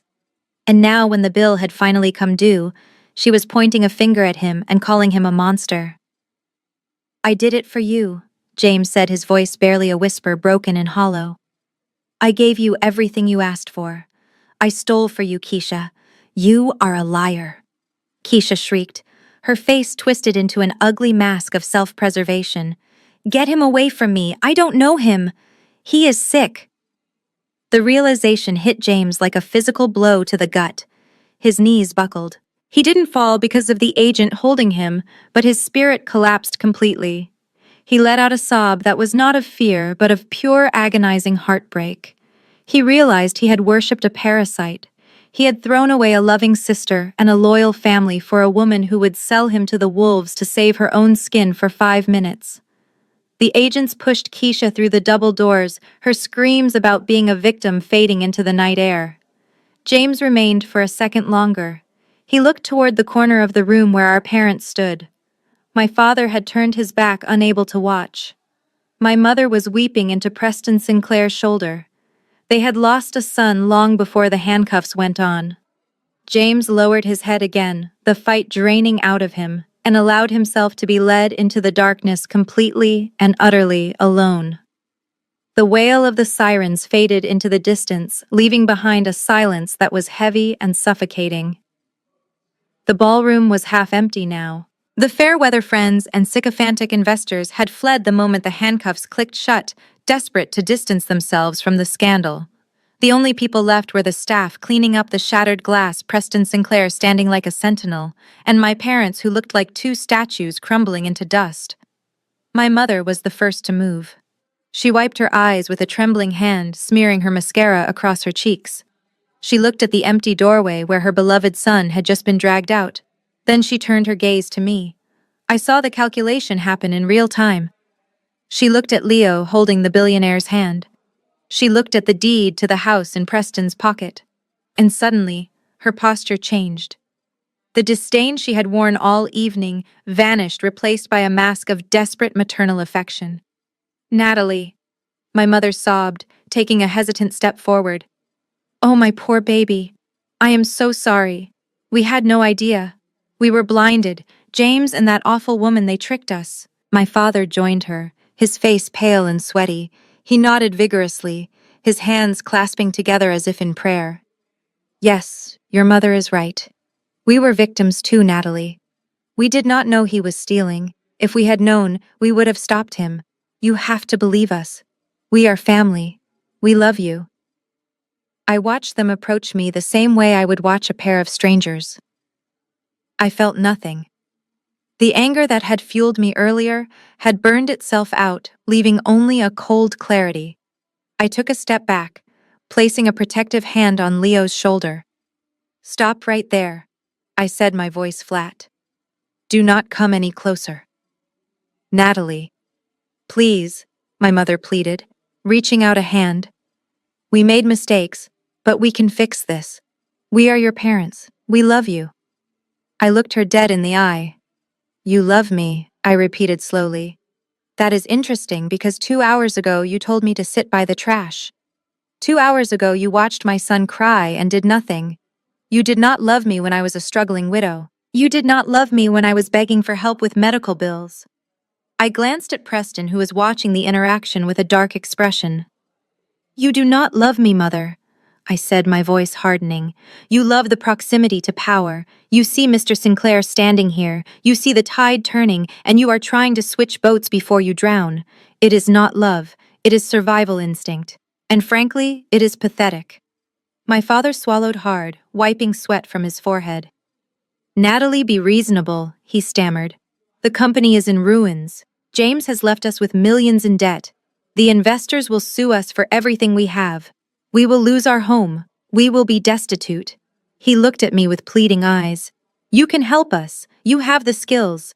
And now with Mr. Sinclair's support, maybe we can get a bridge loan. Just to cover the immediate debts, we can rebuild together, as a family." I let out a short, bitter laugh. There it was, the ask. They did not want forgiveness, they wanted a bailout. "I am afraid you are confused, Father," I said, shaking my head.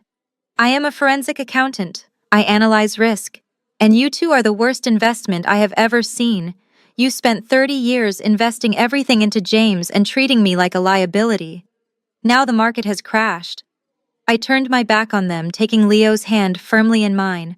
"I will not pay a single cent to clean up the mess you enabled. I will not cover your debts.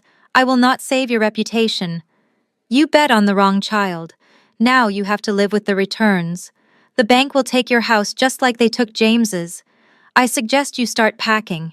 You have a long walk ahead of you, and I am not offering you a ride." The silence in the ballroom was final. My parents had retreated into the shadows, two ghosts haunting a life that no longer belonged to them. They were small and insignificant now, stripped of the power they had wielded over me for so long. I turned my back on them and looked out at the empty expanse of the room. I looked at the crystal chandeliers that cost more than a college education. I looked at the silk drapes and the marble floors that had been scrubbed by underpaid staff while Keisha played the queen. Preston Sinclair stood beside me, surveying the property with a possessive air. He looked at the grand staircase and then at Leo, who was yawning, exhausted by the night's trauma. "It is a fortress," Preston said, his voice echoing slightly in the emptiness. "It is secure. It is expensive. It is a fitting residence for a Sinclair.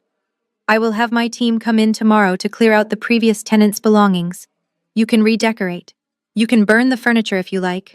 Make it yours, Natalie. It is the least I can do." I looked down at my son. He was clutching his dusty teddy bear, his eyes heavy. Then I looked back at the house. On paper, it was an asset worth millions. It was the victory I had supposedly won. But as I breathed in the air, all I could smell was stale perfume, greed, and the lingering stench of betrayal. This house was not a home. It was a monument to my brother's crimes and my sister-in-law's vanity. Every corner held a memory of an insult. Every room whispered with the lies that had been told within these walls. "I cannot live here," I said softly. Preston turned to look at me, his eyebrows raised in genuine surprise. "Excuse me, I cannot raise my son here, Mr. Sinclair," I said, my voice gaining strength. "I appreciate the offer more than I can say. But this place is toxic. The foundation is rotten. You cannot build a happy life on a site where so much misery was manufactured. Leo deserves a home filled with love, not a museum filled with ghosts. If we stay here, we will always be the people who took James's house. I do not want that weight on my son's shoulders." Preston studied my face for a long moment. "Then what do you propose?" he asked. "Sell it," I answered without hesitation. "Sell every square inch of it. Sell the furniture. Sell the art. Sell the chandeliers. Liquidate the entire estate." "And the proceeds?" Preston asked, a glimmer of curiosity in his eyes. "Do you want the cash for a different house?" "No." I shook my head. "I have a job. I can pay my own rent. I want you to take the money from the sale and establish a trust. But not for us. I want to start a non-profit organization." I looked at Leo, who looked so much like his father.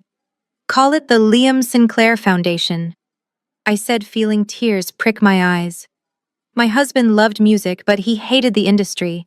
He hated how hard it was for poor kids to get instruments or lessons. I want this money to fund music scholarships for underprivileged children.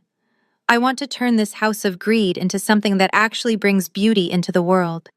That is the only legacy Liam would have wanted. For a moment, the billionaire said nothing. He stared at me with an intensity that made me hold my breath. I thought perhaps I had offended him by rejecting his gift. But then slowly, a smile broke across his weathered face. It was not the polite smile of a businessman. It was a smile of genuine pride. He reached out and placed a hand on my shoulder. "You really are his wife," Preston said, his voice thick with emotion. "You have his heart, and you have my respect. Consider it done. We will sell it all, and we will build something that lasts forever." The heavy steel doors of the Danbury Federal Correctional Institution slammed shut with a finality that echoed in Keisha's bones. It had been 90 days since the gala, but to her it felt like 90 years. The fluorescent lights overhead buzzed with a headache-inducing flicker, illuminating the stark concrete walls of the cafeteria. Keisha sat at a metal table staring down at a tray of gray mystery meat and lukewarm corn. Gone was the gold gown. Gone were the diamond earrings. In their place, she wore an ill-fitting beige jumpsuit that smelled faintly of mildew. Her hair, once her pride and joy, was now a frizzy, matted mess of gray roots and brittle ends pulled back into a severe ponytail. Without her contouring and fillers, her face looked sunken and haggard, the stress of the trial etching deep lines around her mouth. She reached for her carton of milk, but a large tattooed hand slammed down on top of it. Keisha looked up, trembling. Standing over her was a woman named Butch, who had been transferred from maximum security 2 weeks ago. "That is mine," Butch grunted, her voice leaving no room for argument. Keisha tried to summon the ghost of her former arrogance. "Excuse me," she said, her voice thin and wavering. "I believe I am entitled to my own beverage. Do you know who I was on the outside? I was a socialite. I appeared in magazines." The entire table erupted in laughter. It was a cruel barking sound. Butch leaned in close, her breath smelling of stale tobacco. "On the outside, you were a thief," Butch sneered. "In here, you are just fresh meat, and you are sitting in my seat. Move." Keisha hesitated for a fraction of a second. Butch didn't wait. She shoved the tray hard, sending the gray slop flying onto Keisha's lap. The lukewarm gravy soaked into the fabric of her jumpsuit. Tears pricked Keisha's eyes, hot and humiliating. She didn't scream. She didn't fight back. She simply stood up, head bowed, and walked toward the slop sink to clean herself up, while the other inmates jeered. The Queen of the Hamptons had been reduced to a court jester. 50 miles away, the sun was beating down on the asphalt of a budget car wash in Queens. James stood in a puddle of dirty, soapy water, his back screaming in protest. He was wearing a neon yellow vest over a stained t-shirt, and his hands, once used only for signing checks and holding whiskey glasses, were raw and red from harsh chemicals. "Hey, buddy, you missed a spot!" The shout made James flinch. He looked up to see a young man in a sharp Italian suit standing next to a gleaming black Porsche. The man was tapping his expensive watch impatiently. He looked exactly like James had looked 3 months ago. Arrogant, impatient, entitled. "I said you missed a spot on the rim," the customer snapped, pointing a manicured finger at the wheel. "I am not paying $15 for a half-done job. Put some elbow grease into it." James gripped the soapy sponge tighter. He looked at the man's shiny shoes, then down at his own waterlogged sneakers. The shame burned hotter than the sun. He remembered yelling at the waitstaff at his anniversary party. He remembered telling Natalie she was worthless because she didn't have money. Now the universe had flipped the script with brutal precision. "I am sorry," Sir James mumbled, dropping to his knees on the wet concrete.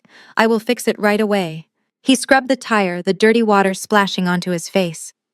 As the customer drove away, tossing a single dollar bill onto the wet ground as a tip, James stared at the crumpled money. He didn't have the pride to leave it. He reached out and picked it up, realizing that this singular dollar was the only honest money he had earned in his entire life. The video of the anniversary gala did not just destroy a reputation, it built a legend. Within 48 hours, the live stream of me dissecting the Green Horizon ledger had been viewed 10 million times. But while the internet was busy making memes about Keisha's wig, the business world was paying attention to something else entirely. They were focused on the terrifying precision with which I had dismantled a complex financial crime in real time. I had walked onto that stage as a downtrodden sister-in-law, but I walked off as the most sought-after forensic accountant in New York City. My phone, which used to be silent for days, began to ring incessantly. It was not debt collectors this time. It was the frantic personal assistants of CEOs from Fortune 500 companies. The gala had sent a shockwave of paranoia through the corporate world. Every board of directors was suddenly terrified that they might have a James or a Keisha embedded in their own ranks, draining their accounts and cooking their books. They did not want to wait for the FBI to find out. They wanted me to find out first. I was no longer begging for freelance scraps.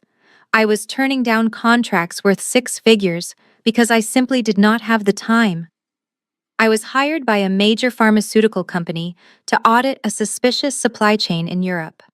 I was flown to Silicon Valley to investigate a tech startup where the burn rate did not match the development output. In every boardroom I entered, the dynamic was the same. The men in expensive suits who used to look past me now looked at me with a mixture of awe and fear. They knew that I could not be bought. They knew that if there was a single dollar out of place, I would find it. I became known as the Iron Auditor.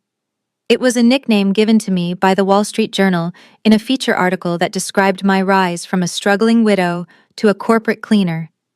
The article did not mention my brother's car wash job, but the juxtaposition was implied. 3 months after the foreclosure notice was served, I stood in the middle of a sleek, open-concept office on the 40th floor of a Manhattan skyscraper. The view looked out over the Hudson River, the water sparkling under the midday sun. The space smelled of fresh paint and ambition. On the frosted glass of the double doors, a painter was finishing the gold lettering. Vance and Associates Forensic Accounting. I was not just an employee anymore. I was the founder. I had hired a team of 5 junior accountants, all of them brilliant, hungry, and ethical. I made a point to hire people who had been overlooked by the big firms. Single mothers, immigrants, people who knew the value of $1 because they had struggled to earn one. I walked over to my desk, which was made of reclaimed mahogany, and picked up a stack of business cards that had just arrived. The paper was thick and heavy. I ran my thumb over the raised ink of my name. Natalie Vance, CEO. There was a knock on the doorframe. My new executive assistant, a sharp young woman named Sarah, stepped in holding a tablet. "Excuse me, Ms. Vance," she said efficiently. "You have a 2:00 meeting with the board of the energetic conglomerate. They are worried about their offshore holdings, and Mr. Sinclair sent a bottle of vintage champagne to congratulate you on the opening." I smiled, placing the card back on the desk. "Put the champagne in the fridge, Sarah. We can toast after we finish the audit. Work comes first." I picked up my briefcase and headed toward the door. I walked with a stride that was purposeful and confident. The hesitation was gone. The fear was gone. I had spent years counting other people's money, while they treated me like I was worthless. Now I was making my own money by ensuring that worthless people could never lie about their numbers again. The late afternoon sun poured through the floor-to-ceiling windows of Preston Sinclair's private conservatory, casting long golden shadows across the herringbone wood floor. In the center of the room sat a magnificent 9-foot Steinway concert grand piano. Its black lacquer finish was polished to a mirror shine, reflecting the face of the billionaire who sat on the leather bench. But for the first time in decades, Preston did not look like a man carrying the weight of an empire. He looked simply like a grandfather. Beside him sat Leo, his legs dangling well above the pedals, his small sneakers swinging rhythmically. He looked tiny next to the massive instrument, but his posture was straight and eager. Preston reached out his large weathered hand and gently adjusted the boy's wrist. "Curve your fingers," Leo Preston instructed, his voice low and patient. "Imagine you are holding a tennis ball. You do not want to slap the keys. You want to press them with intention, just like your father used to do." Leo looked up, his eyes wide and curious. "Did Daddy play on this piano?" he asked. Preston nodded, a shadow of melancholic affection passing over his face. "Yes, he did. He sat right where you are sitting now. He would play for hours until the sun went down. He had a gift, Leo. He could hear melodies in the wind. And looking at your hands, I suspect you have the same gift. Leo looked down at his own fingers, spreading them out over the ivory keys. He pressed middle C tentatively. The note rang out clear and resonant, vibrating through the quiet room. A smile spread across his face, pure and uninhibited. Now try the E and the G. Preston guided him, placing his own hand over Leo's to demonstrate the chord. Together. 1, 2, 3. They pressed the keys simultaneously. The major chord filled the air, rich and warm. It was a simple sound, but to me, standing in the doorway, unnoticed, it sounded like a symphony. For years, I had fought to keep Liam's memory alive with stories and photographs. But here in this room, music was doing what words never could. It was building a bridge between the past and the future. I watched as Preston leaned in closer, his formidable armor completely stripped away. He was not checking his watch. He was not taking calls from senators or CEOs. He was entirely present, focused solely on the small boy who carried his last name. There was no pressure in his teaching, no demand for perfection. It was a stark contrast to the way my parents had raised James, pushing him to succeed at any cost until he broke. Preston was teaching Leo to love the music, not just to perform it. That was beautiful, Preston said softly, patting Leo on the shoulder. You have a natural touch. Your grandmother would have been so proud to hear that. Leo beamed, leaning into his grandfather's side. Can I learn the song Daddy wrote for Mommy? Preston paused. He looked across the room and his eyes met mine. There was a silent acknowledgement between us, a shared understanding of the tragedy that had brought us here, and the hope that was healing us. We can learn anything you want, Preston replied, turning back to the keyboard. We have all the time in the world. He began to play a simple melody with his left hand, inviting Leo to join in with the right. As the notes danced around each other, weaving a tapestry of sound, I realized that the cycle of abuse had finally been broken. The greed and the status-seeking that had destroyed my brother had no place here. In this sunlit room, there was only a grandfather, a grandson, and the healing power of a legacy reclaimed. I leaned against the doorframe and finally let out the breath I had been holding for 5 years. We were safe. We were home. The wind swept through the rows of ancient oak trees, scattering crisp autumn leaves across the manicured grass of the cemetery. It was a different kind of silence here. It was not the tense, suffocating silence of the ballroom, nor the terrified silence of a courtroom. It was the peaceful, heavy silence of rest. I walked up the gentle slope of the hill, my coat pulled tight against the chill. I was alone, but for the first time in 5 years, I did not feel lonely. I stopped in front of the simple gray granite headstone. For years, this spot had been my weeping wall, the place where I brought my desperation and my fears. I used to come here begging for strength when the electricity was about to be cut off or when my family had sent another cruel text message. But today, I was not here to beg. I was here to give. I knelt down on the damp earth, disregarding the dirt on my knees. I reached into my leather bag and pulled out a thick bound document with a navy blue cover. The gold lettering on the front caught the fading afternoon light. The Liam Sinclair Music Foundation, Charter of Incorporation. I placed the document against the base of the stone, weighing it down with a smooth white pebble Leo had painted for his father. This was not just paperwork, it was the liquidation of the mansion at 12 Oakwood Lane. It was the sale of the chandeliers, the silk drapes, and the marble floors that had been bought with stolen money. I had taken every cent of their greed and transmuted it into scholarships for children who had nothing but talent. I traced the letters of Liam's name with my fingertips. The stone felt cold, but my heart felt warm, lighter than it had been since the day the police knocked on my door to tell me he was gone. I looked at the horizon where the sun was beginning to dip, painting the sky in shades of violet and gold. The world had kept spinning, but the axis had shifted. The truth had finally corrected the balance. I closed my eyes, letting the wind brush against my face, and in the quiet of my mind, I spoke the words I had been holding on to for 3 months. They thought they could bury us, Liam. They thought that because we didn't have their money, we didn't have their worth. They stood on their pedestals and looked down on our beautiful boy. They mocked his clothes. They mocked his tears. They called our child a mistake. They called him a bastard. I paused, a small, triumphant smile touching my lips, as the image of Leo sitting at the grand piano playing a duet with his grandfather filled my mind. But they forgot that true nobility isn't in the bloodline, it's in the spirit. They tried to break him, but they only polished him. They called our son a bastard, but look at him now. He is the heir to a legacy of love. He is a prince. And I finally did it, my love. I cleared the ledger. I balanced the books. I protected your honor. I stood up, brushing the leaves from my coat. I took one last look at the grave, leaving the report there as a testament to our victory.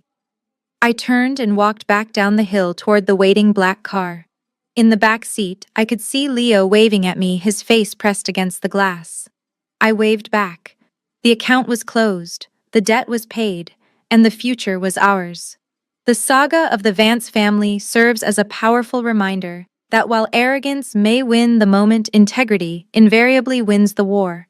James and Keisha built their lives on a fragile foundation of performative wealth, believing that expensive clothes and social status shielded them from accountability. They operated under the dangerous misconception that dignity is a luxury reserved for the rich and that silence equates to weakness. They made the fatal mistake of underestimating Natalie, judging her by her bank account rather than her brilliance. This story illustrates that true power does not reside in intimidation or a zip code. It resides in competence and truth. Natalie didn't need to scream to be heard. She simply needed to show the evidence. It teaches us that the quiet ones, the diligent, the ethical, and the resilient, are often the most formidable opponents. Keisha and James played a short-term game of appearances, while Natalie played the long game of substance. Furthermore, the narrative redefines the concept of legacy. It proves that family is not defined by DNA, but by behavior. While James and Keisha chased an inheritance they didn't earn, Preston Sinclair recognized that true nobility is found in character, not just in a surname. Ultimately, the story confirms a universal truth. You can hide assets and you can hide your past, but you cannot hide who you truly are. Life, like a forensic accountant, always eventually balances the books. If you believe that truth is the ultimate power, and that justice is a dish best served cold, hit that subscribe button and share this story to remind the world that you should never underestimate the quiet ones.